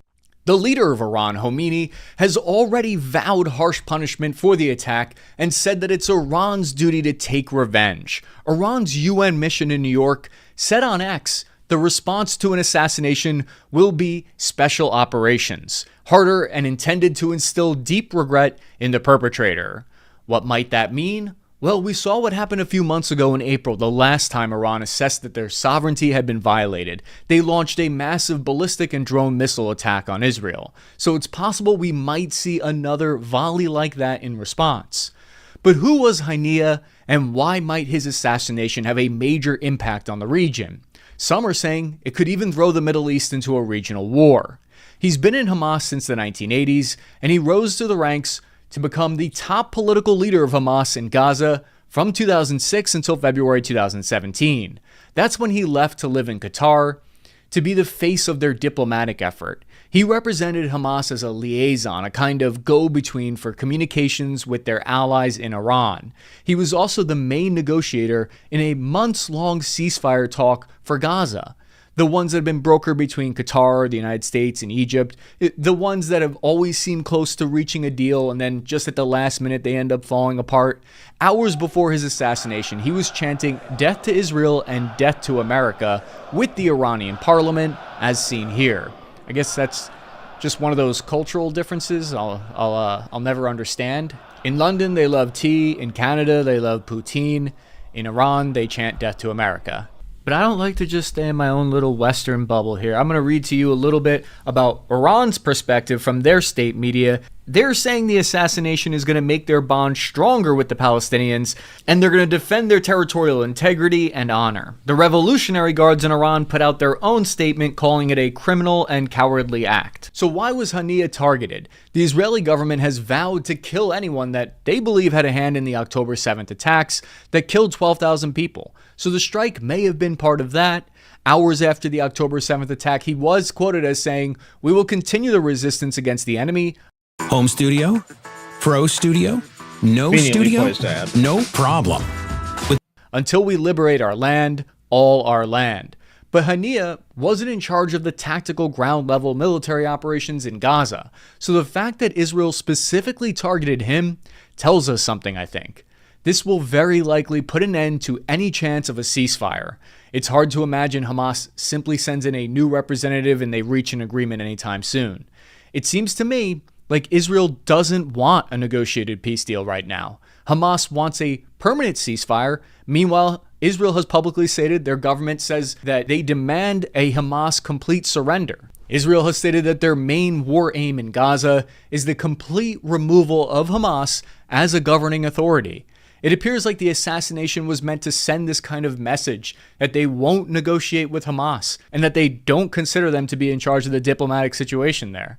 The Qatari Prime Minister said on X, quote, "Political assassinations and continued targeting of civilians in Gaza, while talks continue, lead us to ask, how can mediation succeed when one party assassinates the negotiator on the other side?" End quote. Although Reuters did report that Haniya wasn't directly involved in the day-to-day negotiations of the Gaza ceasefire. As of 2024, U.S. defense officials estimate that Iran has over 3,000 ballistic missiles in their arsenal. These have a wide range of different accuracy, capability, and reliability. If Iran retaliates with a missile strike, we'll get a better idea of how much of their full capability that they used during the first strike. But all this is part of a much larger series of escalations that we need to dive into. All of these strikes, the one with the Houthis, the one with Hezbollah, and now this one with Iran, are all connected. On the same day as the assassination in Iran, Israel took credit for a separate airstrike that they conducted just a few hours prior. This attack killed Hezbollah's most senior military commander, Fuad Shukar. The attack was in a suburb of Lebanon's capital in Beirut, a location that Israel had refrained from striking at Hezbollah targets in the past. Shukar was wanted by the United States government for his role in planning the 1983 attack that killed 241 U.S. Marines in Lebanon. Shukar was considered to be one of the closest advisors to Hezbollah's leader, Hassan Nasrallah. The IDF claimed that he was also responsible for the rocket attack that killed 12 kids in the Israeli-controlled section of the Golan Heights. I don't think that they meant that the commander of Hezbollah himself was actually involved in the day-to-day planning of rocket attacks, but what they mean is that as the head of Hezbollah's military, it's on him. Hezbollah has actually denied being behind that rocket attack, which is a rare thing for them to do. It could be because they didn't do it, or it could be because the rocket killed kids and they maybe were aiming for an IDF base located right near there. Hezbollah and Israel have intensified their fighting in what Hezbollah says has been a display of solidarity with Hamas ever since Israel launched a ground campaign into Gaza. The fighting in Gaza has since killed an estimated 39,000 people. That's an estimate that Israel doesn't deny, and it aligns with their own official statements that they're killing about 2 Palestinian civilians for every Hamas fighter. and they say that they've killed over 12,000 Hamas fighters so far. Since the two sides first started fighting, we've observed Israel and Hezbollah have had daily small arms exchanges, missiles, and artillery attacks. This has destroyed towns and killed hundreds in the border region. Roughly 60,000 Israeli citizens and 95,000 Lebanese citizens have been forced to flee their homes ever since then.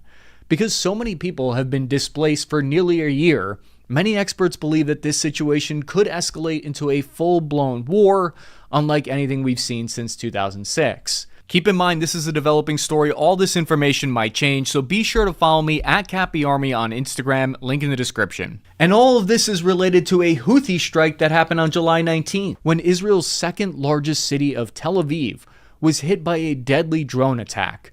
That left 1 dead and injured 12. The attack originated from the Houthis over 1,100 miles away. They claim to have used a new stealth drone in that strike that could evade Israel's air defense network. It flew about 80 kilometers per hour, that's about a 16-hour-long flight. The UAV struck an apartment building 100 meters away from the U.S. Embassy branch office in central Tel Aviv. The Houthis might have been aiming for the U.S. Embassy building. This is the first time a Houthi attack had actually hit and caused Israelis casualties. By 3 p.m. that day, jets were in the air and they were on their way to Yemen. Their target was a major city of Hodeidah, specifically a fuel dump and port facility that Israel believes are a primary vector for Iranian weapons and military supplies into Houthi territory. There's a stereotype from the 20th century that all non-state actors like the Houthis are primitive and unsophisticated in terms of military hardware, but the Houthis actually have a very strong air defense network of their own. The Houthis seized large numbers of ex-Soviet SAMs and radar systems when they overran the Yemeni capital, and they've been continually supplied by Iran ever since. They've also managed to convert some of the older and obsolete missiles into entirely new roles. As a result, they've built a surprisingly robust shield against air attacks, and they've already downed Saudi Apaches and F-15s, and they've recently even taken out American MQ-9 Reaper drones from high altitude. The Israeli strike plan was going to be a challenge. The F-35s flew at the front of the formation, and they used sensors to locate the Houthi air defense radars, and then they blinded them with electronic warfare weapons. This jammed their ability to detect the F-15s and the F-16s, which were carrying the majority of the payload and the bombs. In the port of Hodeidah, the strike operation hit 10 separate targets, including 2 heavy dock cranes. At least 6 were killed and over 80 injured, as the strikes against fuel and energy infrastructure ignited a fire that burned for days. This has caused millions of dollars in damage and lost funds for the Houthis. The battle damage assessment is that those cranes will be difficult to replace, and it dealt a severe blow, slowing down the shipping to that main port. Israel targeted the fuel depots not just to cripple the Houthi strategic assets, but to also send a political message. The Houthis use these ports for arms smuggling operations, and they gain significant revenues that support their forces. Israel has come under international criticism for escalating regional tensions by choosing to hit the port, which also serves as an entry point for humanitarian aid. The United Nations has stated that around 80% of all humanitarian aid passes through this port. Yemen has been under a hunger crisis as the decades-long civil war has created famine and disease for over 5 million civilians in the country. But Israel claimed they specifically chose the docks that won't impact humanitarian shipments. They argue striking back at the Houthis after suffering casualties of their own is essential for deterrence. In response to the escalating situation in the region, the United States deployed the USS Wasp, a big deck amphibious assault ship, to the region right near Lebanon. The fleet has a combined 2,200 Marines from the 24th MEU. Now, a frequent question I get asked is, would this escalation lead to an open ground war between Iran and Israel? Both countries do not have the military capability to attack one another in a ground war. It wouldn't escalate in that direction. It's extremely unlikely that we would see Iranian tanks trying to travel to Israel by ground. There are 3 countries separating them, Syria, Iraq, and Jordan, who wouldn't be down with that kind of war. However, Iran could use their allies, their proxies in Hezbollah and Hamas, to attack Israel by ground. The recent surge in violence across the Middle East underscores a dramatic escalation in regional conflicts. The targeted assassinations of Ismail Haniyeh, Faoud Shakur, along with the unprecedented Houthi drone strike on Tel Aviv, followed by the strike at Yemen's ports in response, all signify profound shifts in the dynamics of the region. How Iran chooses to retaliate is something we'll need to watch out for. As the situation continues to develop, I'll be watching closely and hoping for a peaceful resolution. Thank you for watching Spare Parts Army. I'm your average infantryman, Chris Cappy, signing off this net. Hey. There's the update on what's going on with Israel and Iran. Obviously, the F-35 is a tremendous resource for the Israelis, allowing them to do things that were never before capable. And I think one of the reasons why is U.S. intelligence has come out and said that while Iran does not yet have a nuclear weapon, they have the ability to manufacture one within a couple of weeks. And the Israelis are not very cool with this, and they're flexing their muscle and just giving them a little bit of awakening. And this analysis is pretty correct.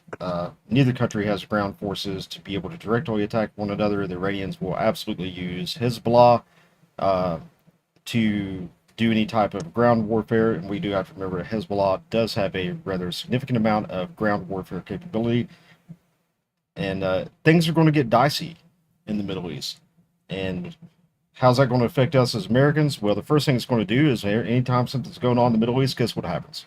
Gas prices go up. Going to make life for the average American a lot more difficult. And what's your take, Paul? What are you thinking? Well, it's going to make life a lot more difficult. We don't want to go into a situation such as that. At the same time, we need to find a peacetime which is workable, while people support something which is anything but peace. Yeah. How we can get to the end result there, other than continuing to engage until they're eliminated. There's no other real ending point than that. They either give up or, that's the thing, isn't it? Is one side is going to need to stop. And yeah, it can continue and can escalate. And that's, I think, what's been in a lot of people's minds is the escalation of it, and the effects is, do they really want war? Do they really want that? And if this is what they're saying they believe in and that's what they want to do, it's certainly their beliefs are being tested, because with this loss of their leader, it may make them question, Yeah, their faith, I mean, question I their see the identity. Israelis are trying to, just lay waste to Hamas, understandably. This escalation should not have been unexpected. But it's going to make things a lot more dicey throughout the Middle East. I do expect that we'll see some kind of ground action from Hezbollah in the not-so-distant future. And I think that we'll start seeing a lot of drone warfare from both sides.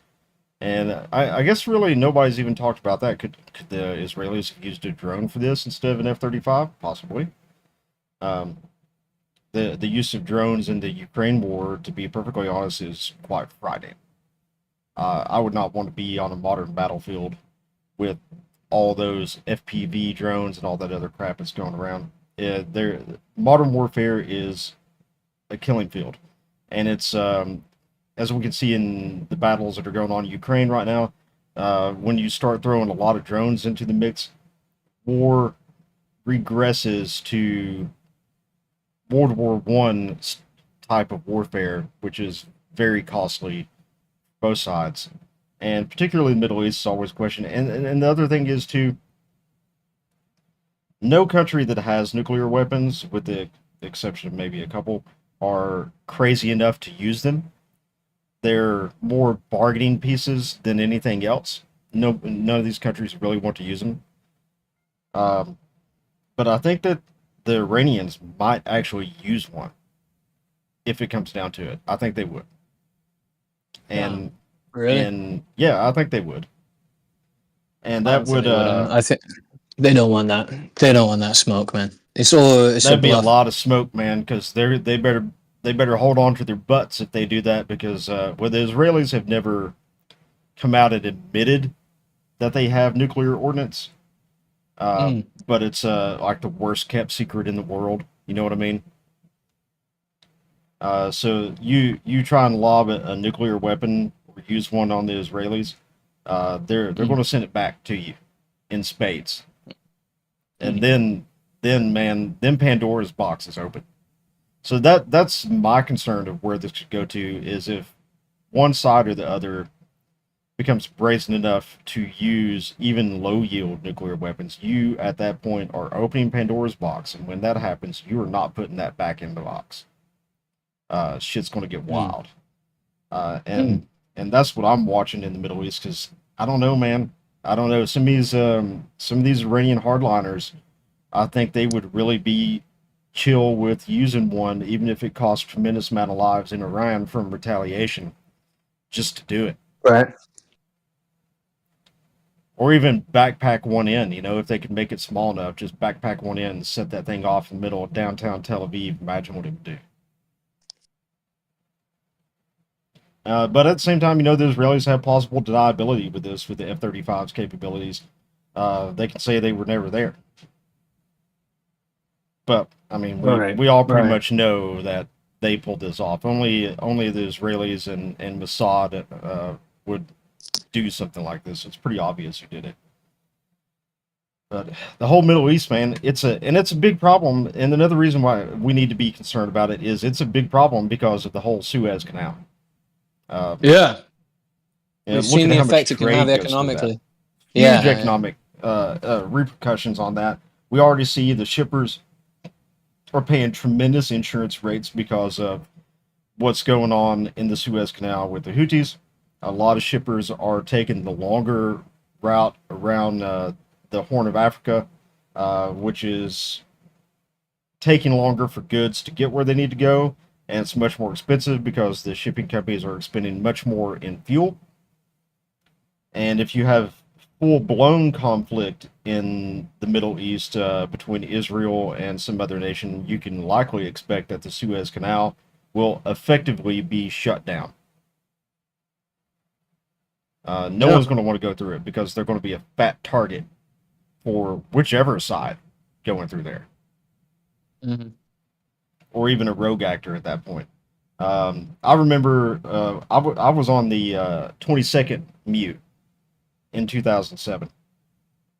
And when we went through we went up to the Mediterranean and floated around there for a while.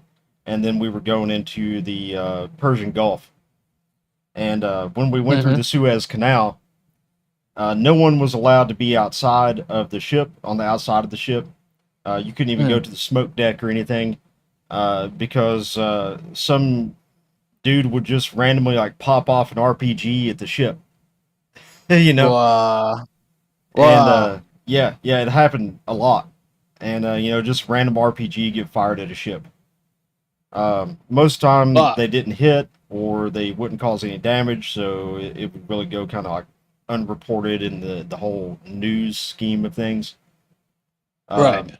But now just imagine a bunch of pissed off people with rockets or artillery or drones that all of a sudden decide that they want to cause some more havoc, and they start hitting shipping as it's going through the Suez. And then you got a big problem for global trade. It's already a big problem for global trade, but then you really crunch global trade as all traffic would be diverted around the Horn of Africa. It would be a nightmare. Yeah, it really would. Global impact on trade, global impact on economies, and that's when the whole world would decide to start getting involved because now you're affecting their money. And they start paying attention. They start paying a lot more attention. Then you get a lot of actors, powerful actors throughout the globe who are maybe ideologically opposed, start conflicting with each other, and you get this domino effect. So that's why we have to be aware and really careful of what is going on in this whole Middle East situation. It's bad news bears. Yeah. So, I mean, you want to play the Beast clip? We got this. Yeah. We got that. On your XDMs. Oh, okay. I was looking for that, and then I forgot that it was coming through the XDMs. So we got more Mr. Beast drama. Let me get that started and get this over to the right window. Then we'll get started.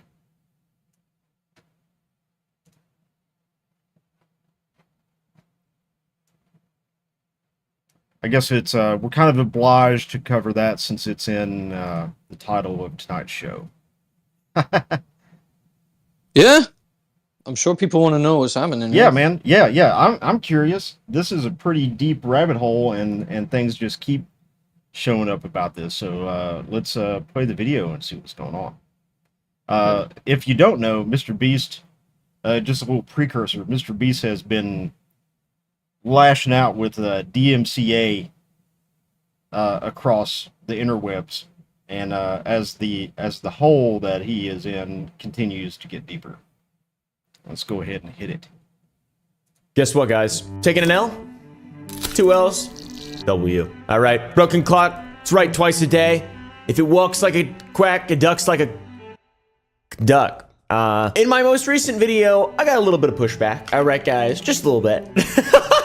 I genuinely do try to approach this YouTube thing as fairly as I possibly can and be a smart, intelligent person, but I am unfortunately a low IQ individual. So, with that being said, I decided to reach out, as I should have done so many times before this specifically, but reach out to Dawson, the guy who made the Mr. Beast video, and see if he wanted to do a little interview real quickly. Turns out, he messaged me before the video even went up, and he is someone that I have had access to this whole time and just didn't reach out because I'm a fool, guys. I like his chair. Because I'm a fool. So in the interest of fairness and in the interest of actual rationality, let us have both sides of the story in this one video on Mr. Beast, who I, on the face, refuse to believe is a evil, well, the Antichrist. But maybe though, I don't really know. A lot of people say it, it's a big meme. A lot of people hate the man, just seems like for no reason, basically, really, to be honest. But also, there's a reason that this video is blown up so bigly, and it seemed to resonate with a lot of people, and the Mr. Beast camp still has yet to come out and make any sort of statements outside the Ava Tyson stuff, which is very cut and very dry, and easy to determine who's the fucking degenerate and who is not. So once again, in the interest of 2 L's, potentially have a W here, I may be retiring as Mr. Beast's biggest glazer, all right, his biggest apologist. But that's only because Dawson paid me more than Mr. Beast, or, yeah, Dawson's paid, no, yeah, no, I don't know, we'll see. Without any further ado, here is the interview with Mr. Dawson. I have a bunch of questions. Firstly, I apologize if in my video, I'm not sure how much of it you saw, if you saw all of it, if I Sorry guys, I'm using an ultra widescreen monitor, and when I go to complete full screen, it kind of screws everything up, so we'll just have to let it roll this way. I'll have to figure that one out. Reasonably dismissed certain points, which I definitely absolutely did, but I would like to apologize, and I have no excuse other than I should have re-recorded a large part of that video before I posted it, because it's like a 3-day turnaround for all my videos, and it's just, you know, your video is an interesting pill to swallow for sure. It's very, very, very interesting. Yeah. And a lot of it's like, well, I'll ask you some questions. So firstly, I'd like to say that I'm sorry, genuinely. And I'm not one to apologize for just no reason at all. Yeah, I wouldn't even expect you to apologize. I mean, I watched your video, and like, maybe it's because I've watched your content before and I know you're sort of a Mr. Beast defender, but I wasn't expecting, it was pretty much on par with what I expected, I guess. Okay. And I thought it was you got me. Fair. Oh, see, that's what I was trying to do. See, I was trying to be fair. I generally, I'm now the Mr. Beast apologist on YouTube, though. Yeah. Well, I think every creator is. That's true. But I don't want to be. I want to be honest, though. I want to have good faith. I don't want to be right. I just want to be honest. And, you know, if my intent is not matching with what the information that I have in front of me, and like there's some crazy level of cognitive dissonance, it needs to be made clear. So that's the whole point of this, hopefully. We'll be able to address your cognitive dissonance. Yes, exactly. I was going to say bury the hatchet, but that's nonsense. All right, so I got a list of questions here. Did you ever get to meet Mac? Are there numerous employees like Mac who have won prizes, or is Mac the main guy? Have you ever met anyone else? I have met Mac. Okay. I remember, like, I don't know if you know how I got hired, but I had posted, I sent them my job application, but they also like don't usually respond. So I also posted it on the Reddit, and then someone had contacted me. But in that job application, which is public, I'm like detailing all these ways that like faking videos is bad or whatever, in my opinion. And I use like Mac as a reference, and then I get to the company and I am running to be president of the United States, geez. and I need you with Of course me in that this one's gonna fight. come up So on I the am screen. asking you to pitch. it's like my first day, I'm and I see asking Mac not in to the pitch in. hallways, and I'm like, the fuck? I didn't know he worked here. Interesting. So he was kind of I was like kind of a, surprised when I got hired. yeah, it's bizarre. Yeah. Do you think they didn't do any research into you first, or do you believe that they just not care? Well, my first manager, I think I sort of slipped through the cracks. Okay. Because my first manager left, like, he put in his 2 weeks notice the second day that I was at the company. Interesting. Yeah. So that's a whole thing, but So the main thing that you've claimed really well, there's two kind of like big points that are really egregious in my opinion in all of your claims, and that is number one, the illegal lottery thing. That's bad. Okay, that's like objectively bad. That's a crime. That's fraud. Nobody should do that. Secondarily, the big thing is like that people have said for so long is that his videos are faked, and like the extent of which they are faked. Do you think that some of the philanthropy channel videos are like faked? They're obviously a different thing because it's all for good. Like, what is your stance on the philanthropy aspect of the Mr. Beast industrial complex? it's hard to go into the philanthropy right now because that's kind of what I'm investigating.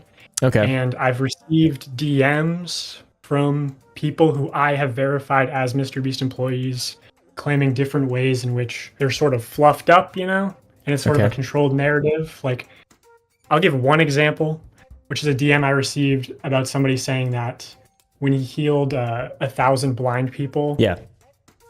many of those people were going to get the surgery for cheap or for free, regardless.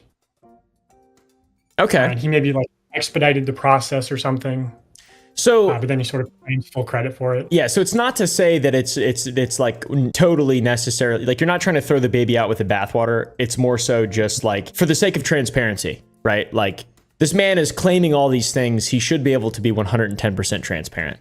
Like you shouldn't spin something that has the possibility. Go ahead. Yeah, the logic there, I think that the company would respond if it was like 100% undeniable that they fluffed things up. Is like, okay, well, we're fluffing it up for entertainment value so that the Right. video gets more views, we get more ad revenue.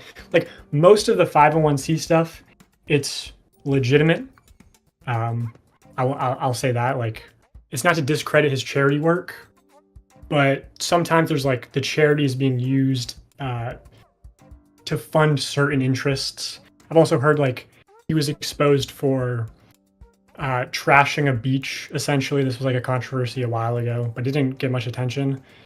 And I've heard that it was the philanthropy side of the business that actually went and cleaned up the beach instead of like his production company. So it's like that could be shady, but Right. Huh. Yeah, because that's where my biggest kind of like problems lie with all this stuff is the lack of transparency from like business dealings intrinsically. Because it's cool to have someone be honest and everything when you're running a business, but like from the creator side of it, to be as successful as he is, or to be as successful really as any, you have to do things occasionally that are immoral, but you don't have to use your charity company to clean up a beach that you messed up. And like you don't have to make the claim about the candy being healthy, the 5-in-1, like you don't have to do all those things, but like it's like, well, it's for entertainment. So that's my scapegoat. That's why I don't need to be transparent. It's an invalid defense. yeah, and those are just allegations that have been messaged. So I haven't really dug super deep into it, which is why I haven't made any definitive statements on anything. And looking on, is there anything that, from your first video that you sort of want to amend? Or do you have, are you 110% sure you're justified and validated? Or do you want to just go through Chucky's tweet or no? Yeah, I can go ahead and go through Chucky's tweet. Because like as far as the claims of like selling fake signatures, rigging contest videos, and illegal lotteries, obviously, like I think those claims are legitimate, and I stand 100% by them. They just took down the 5-hour live stream on their Facebook page, Right?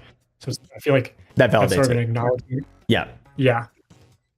Yeah. We can And go through like Chucky's specifics that he called me out on because he cherry picked the worst arguments in the video, obviously, and even these, like, I don't. The wait is over. The Digi Anywhere USB Plus is back in stock and ready to ship. I don't think his rebuttals are great, and he didn't really provide any evidence. Okay, so I've got Chucky's tweet here. He said, "You won't get in a video unless your family or friends are with someone that works at Beast Inc." And then I can just put his statement on screen. You already know his statement. We don't need to go through the whole thing. But yeah, so in that instance, I don't know what he's quoting. He's putting things in quotation marks, but I never said that. Like, you watched my video, you know that I said. Yeah, you didn't say that. Yeah. So just straw man argument, and then the train track was CGI, bus fills are CGI, pit is fake. That's probably his best rebuttal. However, when that video came out, Train versus Pit, Jimmy received a lot of criticism about using CGI in that video, and I can send you some screen caps. Like, he was denying it in YouTube comments and on Twitter. Like, they say, oh, it was never a secret, but it's like, well, when you're being criticized for using CGI, why are you not openly acknowledging it? Yeah, again, not a big claim in my video. What about the raccoon? Raccoon was, dude, the raccoon. In reality, it's much worse than being a paid actor. Okay. Yeah, it's a domestic raccoon that they brought to the set, and they're like sort of treating it like a prop. They're putting it in the ceiling and then pretending like, you know, they just discovered it. Yeah, exactly. But then there's a scene where somebody off camera takes the raccoon and like throws it onto the bed, and I'm sure you could pull this clip up. The edit is very strange because there's a zoom in and pan up, so it like hides the fact that the raccoon is going on the bed. But what it's really doing is hiding the fact that someone's throwing the raccoon. And then there's a voiceover in post of Jimmy saying, "Oh man, the raccoon just ran in the hotel," or whatever. And they're like screaming at it and shit. So it's like almost, I wouldn't say animal abuse, but like it's kind of borderline mistreatment when you're just like using it as a prop and then just scaring it for no reason. Yeah, I don't like the whole, that's bizarre. Yeah, that's really weird. The island costs more than $1. What about that? What do you think about that? What do you think about that response? If you literally Google what he tells you to Google, it used to say that it was $1 for the transfer fee, but $27 plus taxes and everything. Also, like, the tax property records show that the island is valued at $800, and then they leased it back to the owner for $0. We're just like, dude, who gives a shit that the island didn't cost $1? It's just insane that they go to such extremes to never admit that they've ever faked anything. That Chucky released his statement at 4 a.m., which is like, I think that's very intentional to when I'm sleeping. Yeah, absolutely. And they, yeah, I mean the article has been changed, which is kind of weird. Yeah, so there's to change an article. You're gonna do all that effort to just not admit that the island was $28 instead of $1 or $800 instead of $1. Exactly. Yeah. I mean, who cares? Yeah. Like why would you defend that so heavily? Like, yeah, we did it for a video. Of course, it's not that big of a deal. The video got a lot of views, but that's like the whole thing is like he's building up this massive empire. It's all predicated on the generosity, the genuine nature, the philanthropy, the transparency. That's what it's all that is like the main thing holding all this up. So it has to be, the criticism for that has to be acknowledged. Yeah, I don't know if I can speak to this. I think him saying, "How on earth would you know?" is like baiting me into giving confidential information, like breaking my NDA or whatever. Because actually people think that I broke my NDA, but like 90% of that video is public information, and then like the other 10% is about crimes. It was like, it was pretty decently strategic. I don't think they would have a case, and like I've spoken with lawyers and everything. So, oh yeah, I didn't tell you, I got a cease and desist from Beast. Yeah. Interesting. You can put that up. I can send that to you. Yeah, dude. Satan, Lord of Darkness. Is that real? I think they forgot to change that. Mr. Beast YouTube LLC, among other things, disclosing sensitive, confidential, proprietary information. Company business. How do you feel about that? Do you feel nervous, or do you feel No. excited? I feel confident. You feel I'm not excited, but little nervous. A little bit. You got to feel a little. I would be shitting myself if I were you. So, Paul, we know that there's been a lot of these apparently DMCAs going around for Mr. Beast, and I think you know a little bit more about that. I just want to pause to hear and see if you want to elaborate a little bit on that. Oh no, that's what I was talking about earlier. Is he's DMCA'd him, telling that he can't talk about this, but it's crucial what he pointed out there is even if you're on an NDA, if it is about a crime, You can talk about it. You can talk about it. Don't be silly now. Of course, goes goes without saying. If there's criminal things going on, an NDA doesn't mean jack shit. So the reason why Mr. Beast, I guess, is trying to do anything he can. They said they deleted a live feed, and I know someone else was saying he changed all his Discord information, but forgot to unlink his YouTube accounts from the Discord account, which can't be faked. You can't just connect any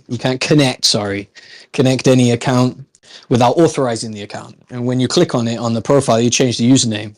I'm not sure if they'll bring that up during this chat, but it's very alarming, in my opinion, that Mr. Beast is so ready to deny and change things and cease and desist if there's nothing of truth there.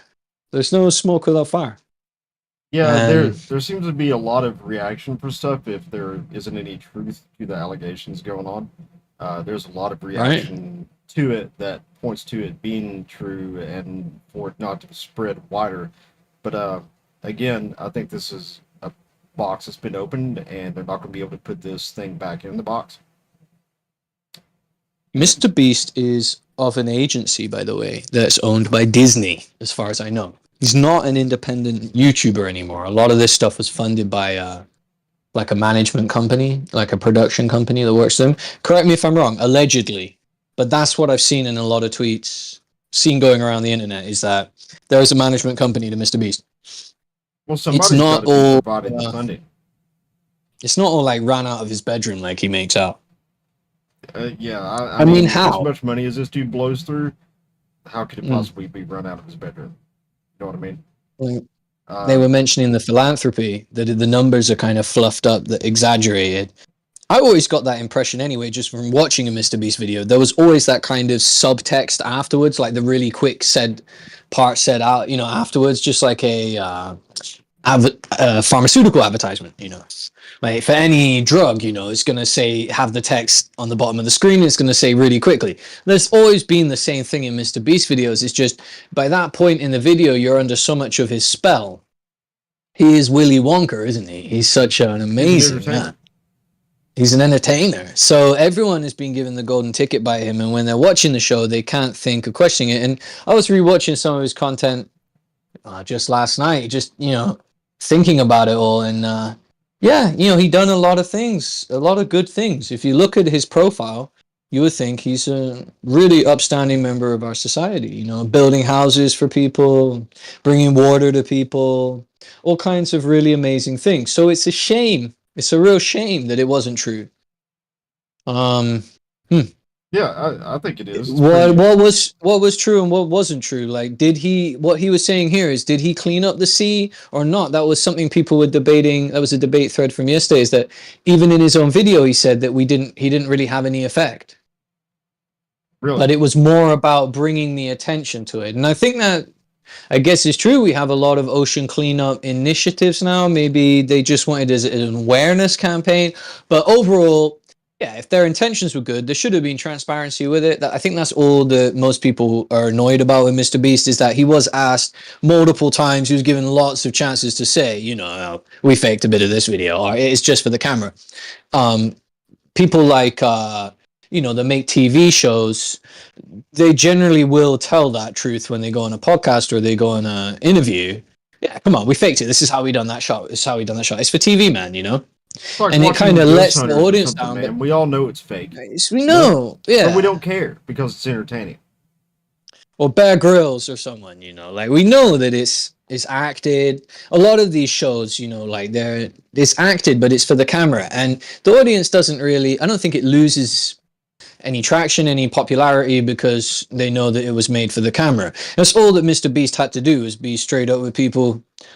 His real name's Jimmy, right? I don't really like calling him Mr. Beast. He's like, Satan or whatever. I've said it many times. Beast by name, beast by nature. You can't take that name on and live a life that doesn't get in some way affected by the methodology of, Satan or Lucifer, of a beast, of being, as they call it, unholy, ungodly. And yeah, I think so. I think that's what's going on. There was something caught up in that. They laugh at the idea of Christ. They laugh at the idea of God. They want to live a life with no religion, an atheist life or something. And yeah, in the end of the day, sin still exists. There's still sinners. There's still probably a lot of narcissism here, probably a lot of vanity, you know, in the whole thing. But hey, you know, Jimmy came from a small community and wanted to make it big on YouTube. It might be that he is a regular guy that just fucking, it got way out of control, man. When the views started coming and that he struck gold, you know, he hit oil and it just got out of control. And it turns out that his friend's a weirdo. And he's kind of trapped in that thing because he's in contracts with, yeah, shady people. Let's give him the benefit of the doubt in that sense. Let's say that he was more a kid led into this, which is what I think. He is a child star. So I do kind of feel sorry for Mr. Beast, right? Like anyone that, Jimmy, like anyone that's a child star, they're kind of led into it. And I feel with that because when I was a young man, to deal with people that are trying to manipulate them. Yeah. Because they would lead me into things when I was a young man, you know, like that's the way it was. They want you to do it, to do something for them, you know, to help them. And they could see he can generate that kind of return and generate that kind of interest. We're here talking about it. Everyone's talking about it. You know, there's so many views, so many likes on it. About it always this starts drama. out with small favors. No, it leads into it. So at first it's not so bad. And then you know, they just kind of manipulate you into doing worse things. I think we've all been there. I think we've been all in those situations like that. But it's at the scale that this one's at that is getting all the attention because it is. So that's why I think it ran away from him. I don't think he's fully guilty, and I think that's also what the guy on the interview, his name's something 404, right? The dog or something.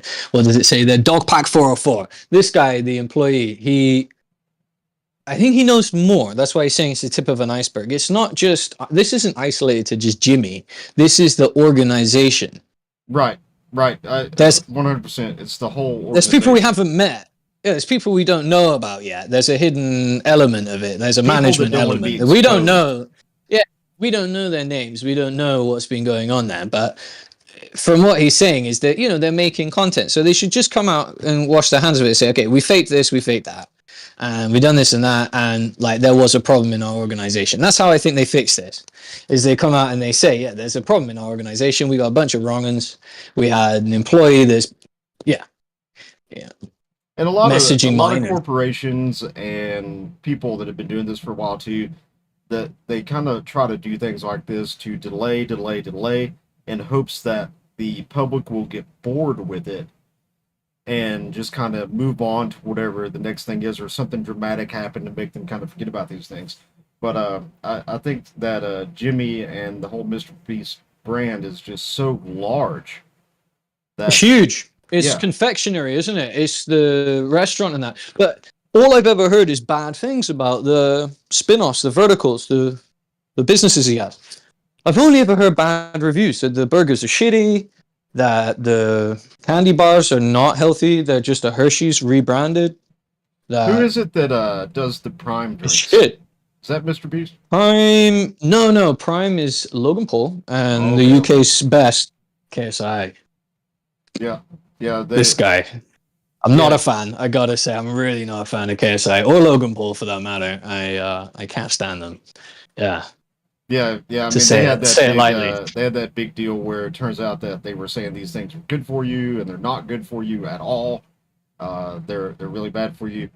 But that's still going on. That's still going on for sure. I think there's a new thread now. I saw the other day briefly. Correct me if I'm wrong. Don't quote me. The Olympics has recently started a new lawsuit with him because, you know, he's trying to use the Olympics. It's all about athleticism. It's all about health. Prime, connect the two. I mean, you ever looked at the ingredients on this? If you're in agriculture, you'll notice a lot of the names on there. It looks like it's plant food. What's he giving the kids? They're not plants. They don't need all that shit. You should see the ingredients in the Prime. My God, man. But it's got electrolytes. It's got what plants crave. He's got what plants crave, right? No, I mean, really, this shit it looks to me like it uses a lot of byproduct stuff. They put it in the drink. They give it a very good flavoring. They go big out on the flavoring, so everyone's like, wow, this thing tastes fucking awesome. But actually what's inside of it, yeah. But a bit like people know not to eat seed oil or whatever, you know, to try and be healthy and get unprocessed foods in the diet, like unrefined foods in the diet. They'll still have a prime because of marketing and because of the way it looks. They don't read the ingredients. They don't give a fuck. They trust. It's a trust thing. They blind, you know, they know, well, it should be okay. Everyone's, yeah. Yeah, and I think that's also what happened with Mr. Beast. It's what happens with YouTubers with so many followers, is that the public is just going to give them that trust. It's enough of a bullshit, the events that he ran, Beast Games and these things. There's a ton of videos on that as well. Hopefully they touch on it when we go back to the video in a second. Hopefully they talk about the Beast Games, because I've seen tons of uploads on that. Tons of people posting about it. That, yeah, the whole thing was fucking crooked as shit, man. And it wasn't run right, and yeah, people were getting injured, and is that the it was Squid totally Games thing that they were talking about. Yeah, the Beast Games, yeah. I've read a little bit about it, but not a whole lot. Yeah, let's continue on and see what we what let's do it. Have. Sure. No, I'm not shitting myself. Well, you were because it was 100% expected. It was 100% expected. Right. I mean, to be honest, like, it's cool to be nervous and not scared though, because like, you are coming from the perspective of this is what you believe is truth, and you're doing this out of good faith. Like, it doesn't the whole disgruntled employee thing. That's sort of that was my initial response as well. It's like, because we've seen so many of these types of things happen, but at some point it becomes like, you know, if it looks like a duck and it quacks like a duck, it's probably a duck. And that duck doesn't mean that they're all disgruntled employees. It's that maybe there's something going on internally at the company to cause these disgruntled employees, quote unquote. It's become a bizarre thing. I'm interested to see how the coverage of this continues to go further and further. You need to keep me updated on your cease and desist, because you're not ceasing or desisting. It seems like. So let's see. Revenge storyline added in post. Yeah, 100% it was added in post. 100%. Okay. There's a clip of Jimmy in an interview with John Ushai or whatever, and he says, oh, this is why he got out. Or, I don't know, maybe he did get out just because he didn't know, or he thought no one else stepped out, and like, that's the truth of the matter. It's like, who cares again? He's just addressing points where it's like, even if I prove that it was fake, I feel like a lot of people in the Twitter comments are then like, well, who really cares that the island cost $28? Yeah, exactly. Like, well, you're right. That's me. It's That's not about them. Yeah. It's not about it's just about them covering it up to such an extreme degree that they can't admit to one little thing. Yeah, and to be honest too, I don't. This is your brain when you're struggling to focus. And this is your brain when you're in the zone.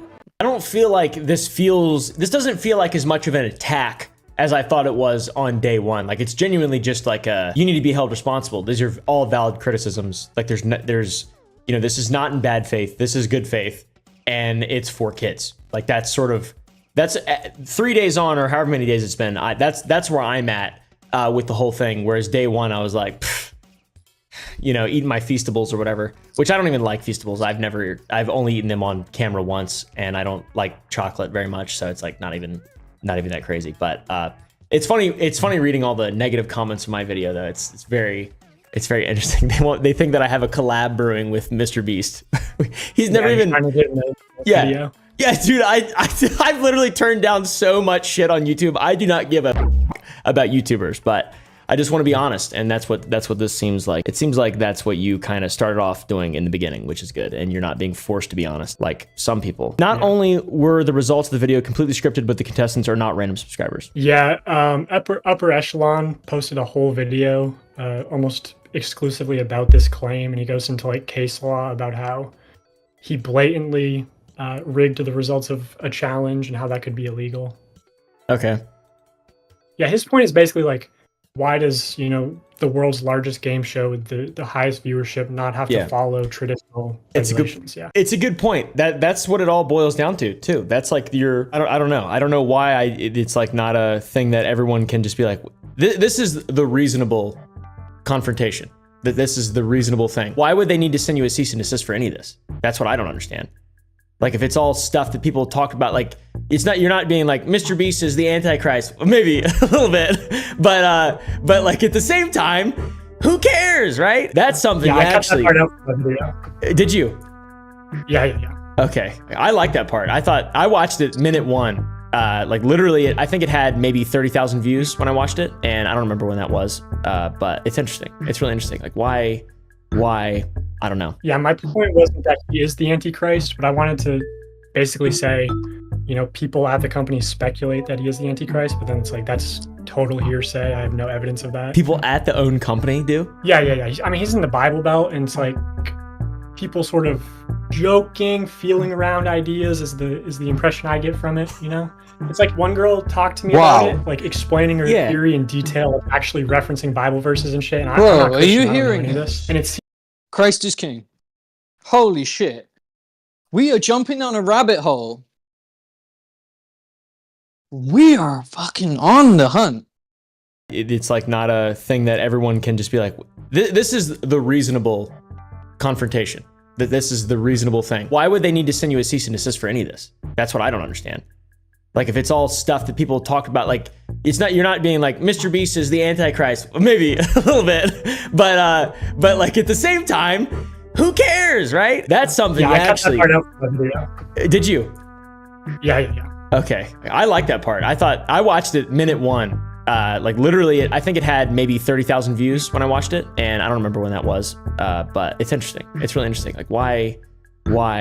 I don't know. Yeah, my point wasn't that he is the Antichrist, So, but I wanted to basically say, people at the company speculate that he is There's the no Antichrist, way. but then it's like that's total hearsay. I have no evidence of that. People at the own company do. Yeah. I mean, he's in the Bible Belt, and it's like people sort of joking, feeling around ideas is the impression I get from it. It's like one girl talked to me about it, like explaining her theory in detail, like actually referencing Bible verses and shit. And I'm not Christian, I don't know any of this. And it seemed like she was looking for me to sort of offer her like comfort or validation to be like, nah, that's crazy or whatever. Interesting. Wow, that is very funny. Imagine walking around in your organization and there are people who work for you who think you might non-ironically be the Antichrist. All right, I'm just going to throw this out there. That's Pause. Yeah, Yeah. let's just. What have we found here? What if we walked? He's not joking. No. He's not joking because that's what has hit me since years about the whole thing. And by the way, I'll just add to it right now, which is screamingly obvious, is a link here that no one's mentioning, if they're not trolling, is a Luciferian church and their connection to Disney and just the whole thing in the Bible Belt as well. There is some guy who's like blind in one eye. His name will come to me. I've done research on him before, who famously, his claim to fame is putting his nutsack on a tombstone. Really? And he took a photo of it. Yeah, he's a big Luciferian like priest who completely mocks Christ. And yeah, I remember I was actually working on a documentary about him before and I got distracted and worked on a different project. But yeah, he was All right. he was well, fucked up. well, We have to look him I don't up. We think have that to Mr. make a Beast note. is I know that. Antichrist. I'm just going to go ahead could and say that. I mean, He could be. We must speculate. He could be. No, we don't know. Yeah. I just don't think he is. I don't think he's that much. He's that powerful person. I don't see Mr. Beast Ryan. actually performing miracles. Dude, we know that Obama is the Antichrist, so let's get a grip here, okay? We know who the Antichrist is, okay? Or Hill Dog. No, yeah. It's very strange to hear that as, I am a Christian, and yeah, it's interesting to hear this, because I've always joked that, Mr. Beast, Beast by name, Beast by nature, 666, he's a fucking beast. He's a wrong'un. He's Botox boy, whatever. That's what I've always said about him. Never been a fan. All of this shit starts to come out. I'm trying to defend his case. It's getting more and more difficult. People close to him say that he's Satanist or he's not a holy man. He's not into things that are good. And we know this from recent, news that there's this Shad Man, the cartoonist that draws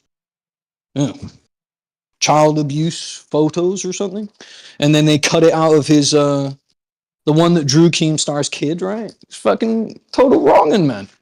Right. And there's friends with them. They're friends. They're all hanging out. They all think they're cool. They're all high-fiving each other, using this. I guess they were buying it with crypto. I don't know. I'm completely speculating now. I'm just guessing. There's probably NFTs wrapped up in there somehow as well. But yeah, they had it printed up on the wall, and now they've edited out of the Mr. Beast video, which had that.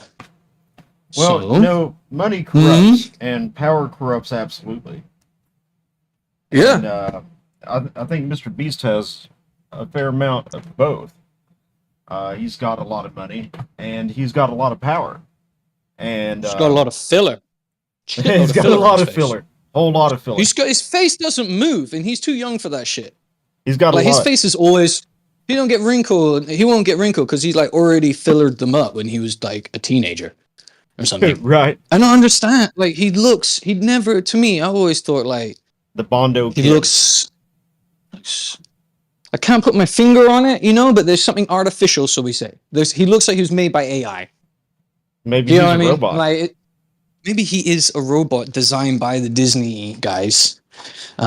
Maybe he is Yeah. AI. Mr. Beast is no. first sentient AI. All right, well, let's keep this. I want to hear. He's clearly trolling, or people are concerned around him that he's not trolling, is he? They are concerned that Mr. Beast is like taking it a bit too far. That he is a beast. That he's, should we say, praying to a different kind of god, to a different lord. He prays to Satan. Really? Do you think he does blood sacrifices? Do you think he's into? Who He's knows? been to Bohemian What do Grove. they do? Yeah, Bohemian Grove. That's another one. What do they do? They there's the thing you talk about, the drug they take, the adrenochrome. Adrenochrome? Yeah. Yeah. There's that. There's what else do Satanists do? They don't have a god. They think they're amazing. I don't know. What else do they do? We'll find out, I guess. Maybe he'll announce that next. Has he ever? But that's something I don't know about the guy. Does he call himself a Christian? Does he have a wife? He has a girlfriend, right? I don't He's know. not a family man yet. I'm pretty sure he said in that thing he has a girlfriend. I have no idea either, really. We should really research the people we're talking about before we talk about them. But I'm learning as we go along. We're doing That's this kind of what it together. is. I'm learning as Discovery. we go along because I've never, It's a journey. like, I've seen the advertisements and heard about Mr. Beast, and I know the kids are into it and all this stuff. Yeah. But I don't really know a lot about Mr. Beast personally because it's never been anything that interests me. You know what I mean? It's just not in my line of interest at all, and I have better things to do. I've never watched a Mr. Beast video. I have like zero interest in it, and then it just suddenly comes up on YouTube. Days are wrong, and I'm like, it's on my radar. Now I'm like, what the fuck? Yeah. What's going on here? Now I want to know more because mostly I want to know more because of his influence over kids. You know, that's his like target audience. Yeah. And that's my curiosity in the thing. That's what I'm saying. Yeah, my son watches Mr. Beast, so as soon as I heard about this, I was like, what the fuck? I need to hear more. And I think that's kind of how we both got into this rabbit hole. But yeah, let's see. Let's continue on and see what we got. Oh yeah, just playing again that, of course. Yeah. Dude, no wonder this video did well. People are thinking it. It's just a thing. Oh yeah. I have so many former employees in my DMs that are like agreeing and like even some that obviously everybody wants to be anonymous. People who were in the videos in the past, like that are known. Yeah. It's crazy. Chandler? No. But if he reads Book of Revelations tomorrow on his TikTok, holy shit. Also, I think some of the Mr. Beast giveaways are fake. Did they fake giveaways, you think? I think some of them just kind of slip through the cracks, or it's like, you're giving away 1,000 phones, maybe one producer, they want one for their nephew or something. It's no one's like actually regulating. It's not like the FTC's watching over their shoulder. So you can get away with some small things here and there.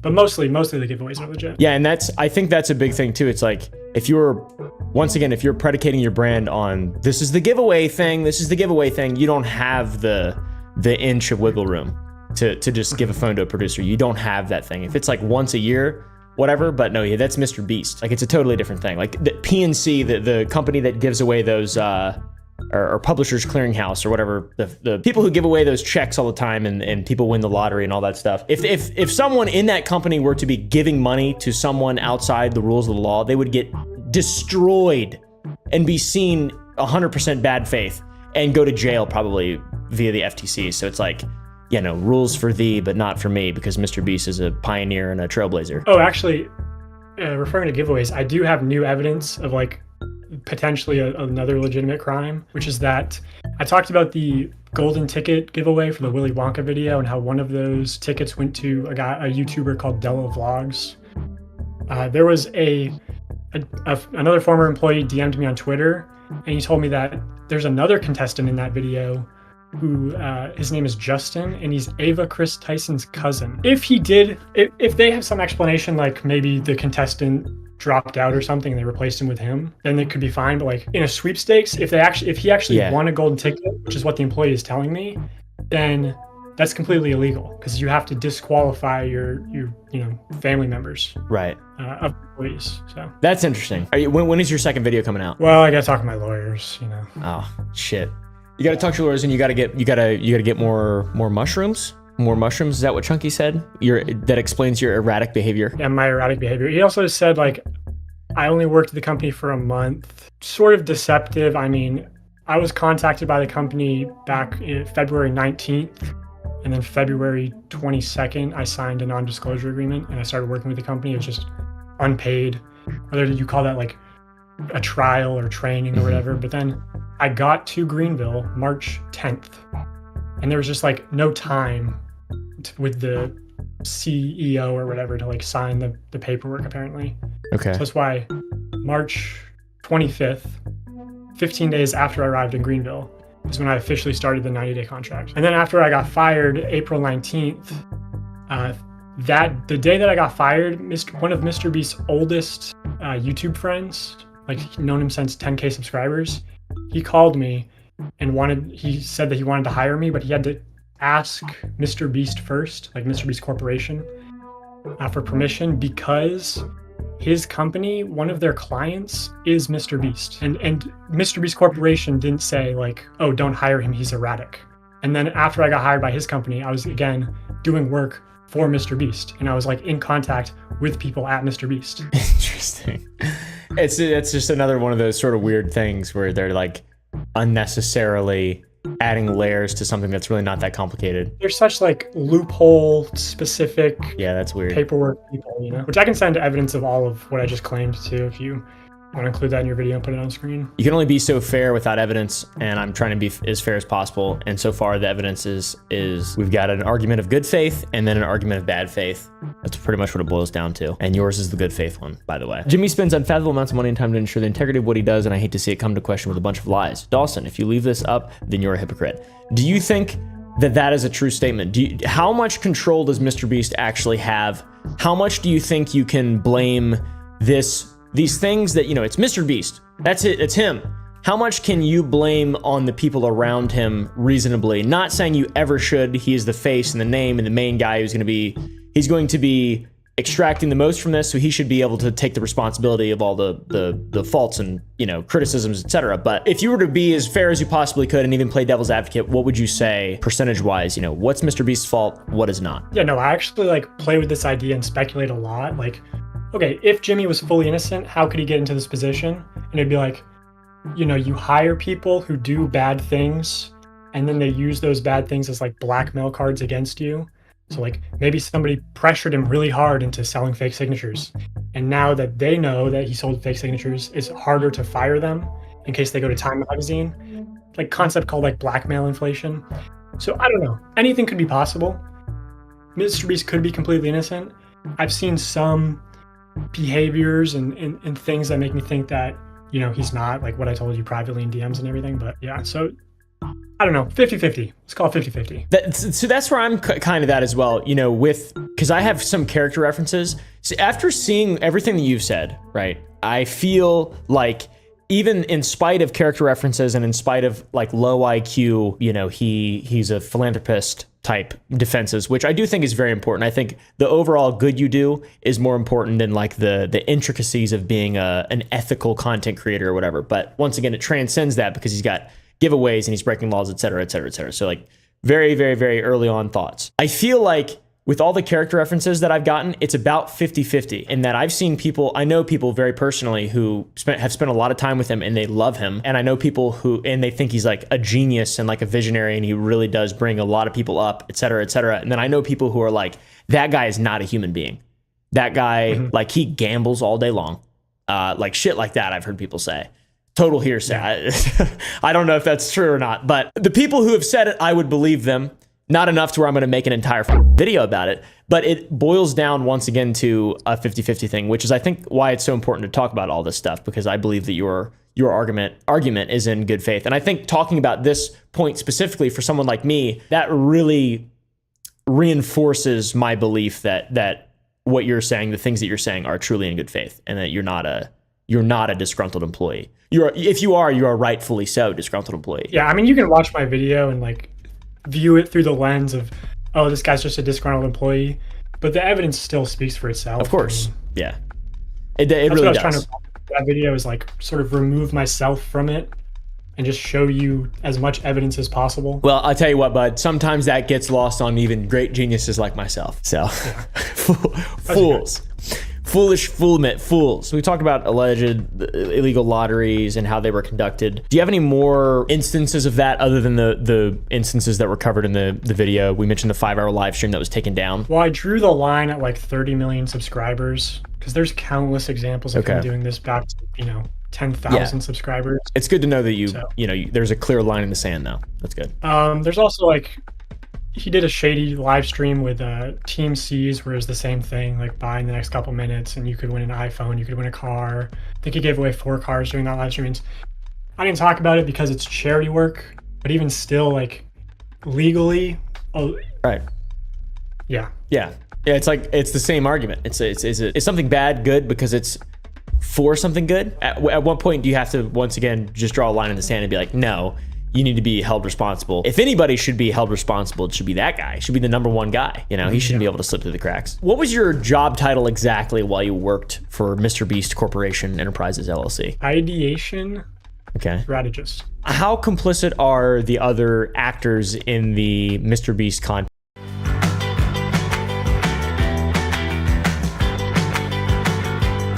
Like pre-Ava Tyson being shut down, how complicit do you believe like Carl and Chandler, even though he reads Bible verses now? Like how responsible do you hold them all? Far less responsible. I mean, they have families, they have their livelihood on the line. The people who are responsible at Mr. Beast are literally nameless. Like you guys don't know that they exist. Okay, that's very reasonable. Okay. Yeah, like top executives. I think that's what you were talking about too, Paul. Was it the people that are really pulling the strings here? We don't know who they are. They're nameless, and they don't want to be exposed for you to know who they are and what they're really doing. Mm-hmm. And maybe that's why they're fighting this. Well, that is why they're fighting this so strongly, is because they don't want to be exposed for who they are. Because then, independent investigators and journalists like this can really look into who they are and what all they're involved in, and that's the last thing that those people probably want. It's always been apparent he has a huge business. How does a man so young, so inexperienced, know how to configure that, to set that up, to establish that? How does he know how to do that? He's a new young entrepreneur. And from the account that Umpaville is giving here, is that he gambles all day. He spends his day gambling. I mean, maybe he's really a whiz kid when it comes to business, but to have that kind of experience is extraordinary without the help of a mentor or coach. Of someone who's been doing something like that for a while. Right? Like, in terms of setting something up here. Stuff. That's what I would say. It's coming more from an investor, like in content creation.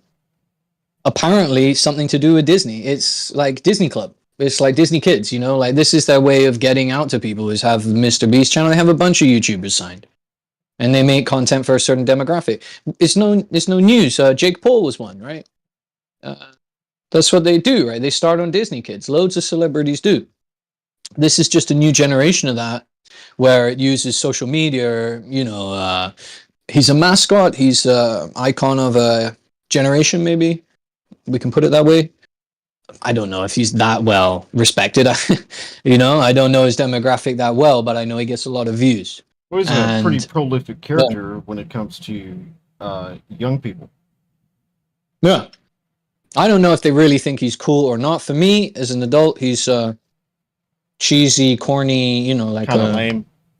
Lame, yeah. Yeah. He's weird. He's actually. Yeah.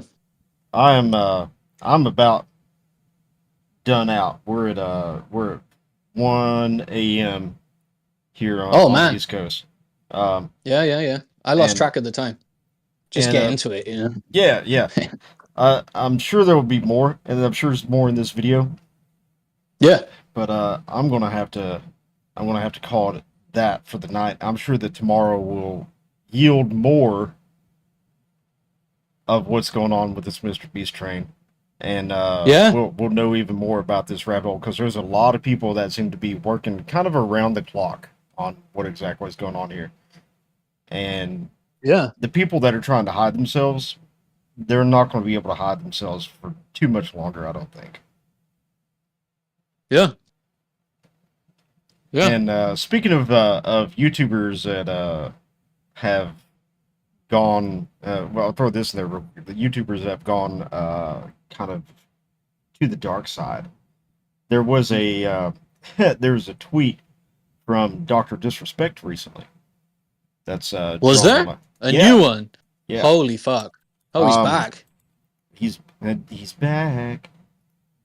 And it's here it is. We'll bring it up on the screen. And it's just this.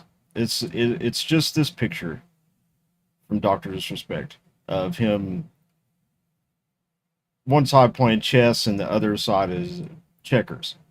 I guess he's kind of trying to insinuate that he's playing chess and everyone else is playing checkers. That's a fucking weird. I mean, well, let's see what he's got to say, but yeah, I'm going to be interested when he decides to put himself back in front of a camera at exactly what the words are that come out of his mouth, because what he's admitted to is really indefensible, and I don't know what he's trying to gesture at, like this is all part of the master plan or something like that. I would show the comments on X, but we probably can't do that where we're streaming. So if you're interested to know what the comments are, there's some really good ones in there. Head over to Dr. Disrespect's X profile and check out this post, and just scroll through the comments on there. I think he actually does respond to a couple of them on there, I believe. And it's a whole lot of people calling him out. And this is another character that I think that as much as he would like to not be done, that he's cooked. Oh, he's cooked, bro. I don't think he's ever coming back from this. To be honest, I'm surprised there's not some kind of legal investigation into him at this point. Just by what he's admitted, it seems strange to me that there would be some kind of, maybe there is, and maybe we just don't know about it yet. But we can't forget about this one either, because this is another like huge person to young people. And and when he decides to put himself back in front of the camera, I am going to be very interested to know what he's saying. So that's that, and we'll go ahead and cut it here, guys, because I'm tired. It's late night. I'm become kind of a night owl, but it is what it is. We'll definitely pick up with this tomorrow, and because we're nearly there. Tomorrow, TGIF. Yeah, it's not far away, guys. It's Friday. One more shift. Yeah. So we will be. I always look forward to the Friday night stream, because that's when people like me and you, Paul, have a lot more time to get on here and interact with us. And that those Friday evenings when you're sitting back, you're kicking back, you're having a beer, you got something going on TV, and you're like, what's these people on YouTube or X up to? And Yeah. they may even have some more insights that we're not even aware of. That's why I appreciate Stabby showing up in the chat all the time, because he has a lot of insight into these things, and I certainly appreciate those comments. And if you're out there watching, we would love to hear your comments. Please interact with us. We would love to know what you're thinking. Don't be shy. We don't bite. And with that, before we sign off, we'll just do it one more time. We would love for you guys to head over to magdump.net and check out that Eugene Stoner t-shirt. It's pretty awesome. And we're still doing the Freedom Seed giveaway. Make sure you go over to X Profile for details on that. You can get 1,000 Freedom Seeds. No purchase necessary whatsoever. And the details are on our X Profile. It's real easy to enter. Not going to cost you a thing. Unlike some giveaways, ours is real, and it is completely free. And no one who is associated with the Gun Coyote brand is allowed to participate. And As it should be. As it should be. As it should be. Yes. And with that, we'll sign off. And Paul, you have any final words? No, that's all good. Just looking forward to Friday. We're there already now. So, yeah, let's get in it and get on it and enjoy. Yeah. Yeah, you guys See you have a soon. great Friday, last work day of the week. And we will see you for the Friday night stream. Hope you join us. And who knows what tomorrow's going to behold. If something crazy happens, we'll be on here earlier. Or at least one of us will be on here earlier if something crazy in the world happens, because we're trying to do that now. But thank you guys for watching. Enjoy the rest of your night, and we will see you for the next stream. And make sure you go get that Eugene Stoner t-shirt, because you need it.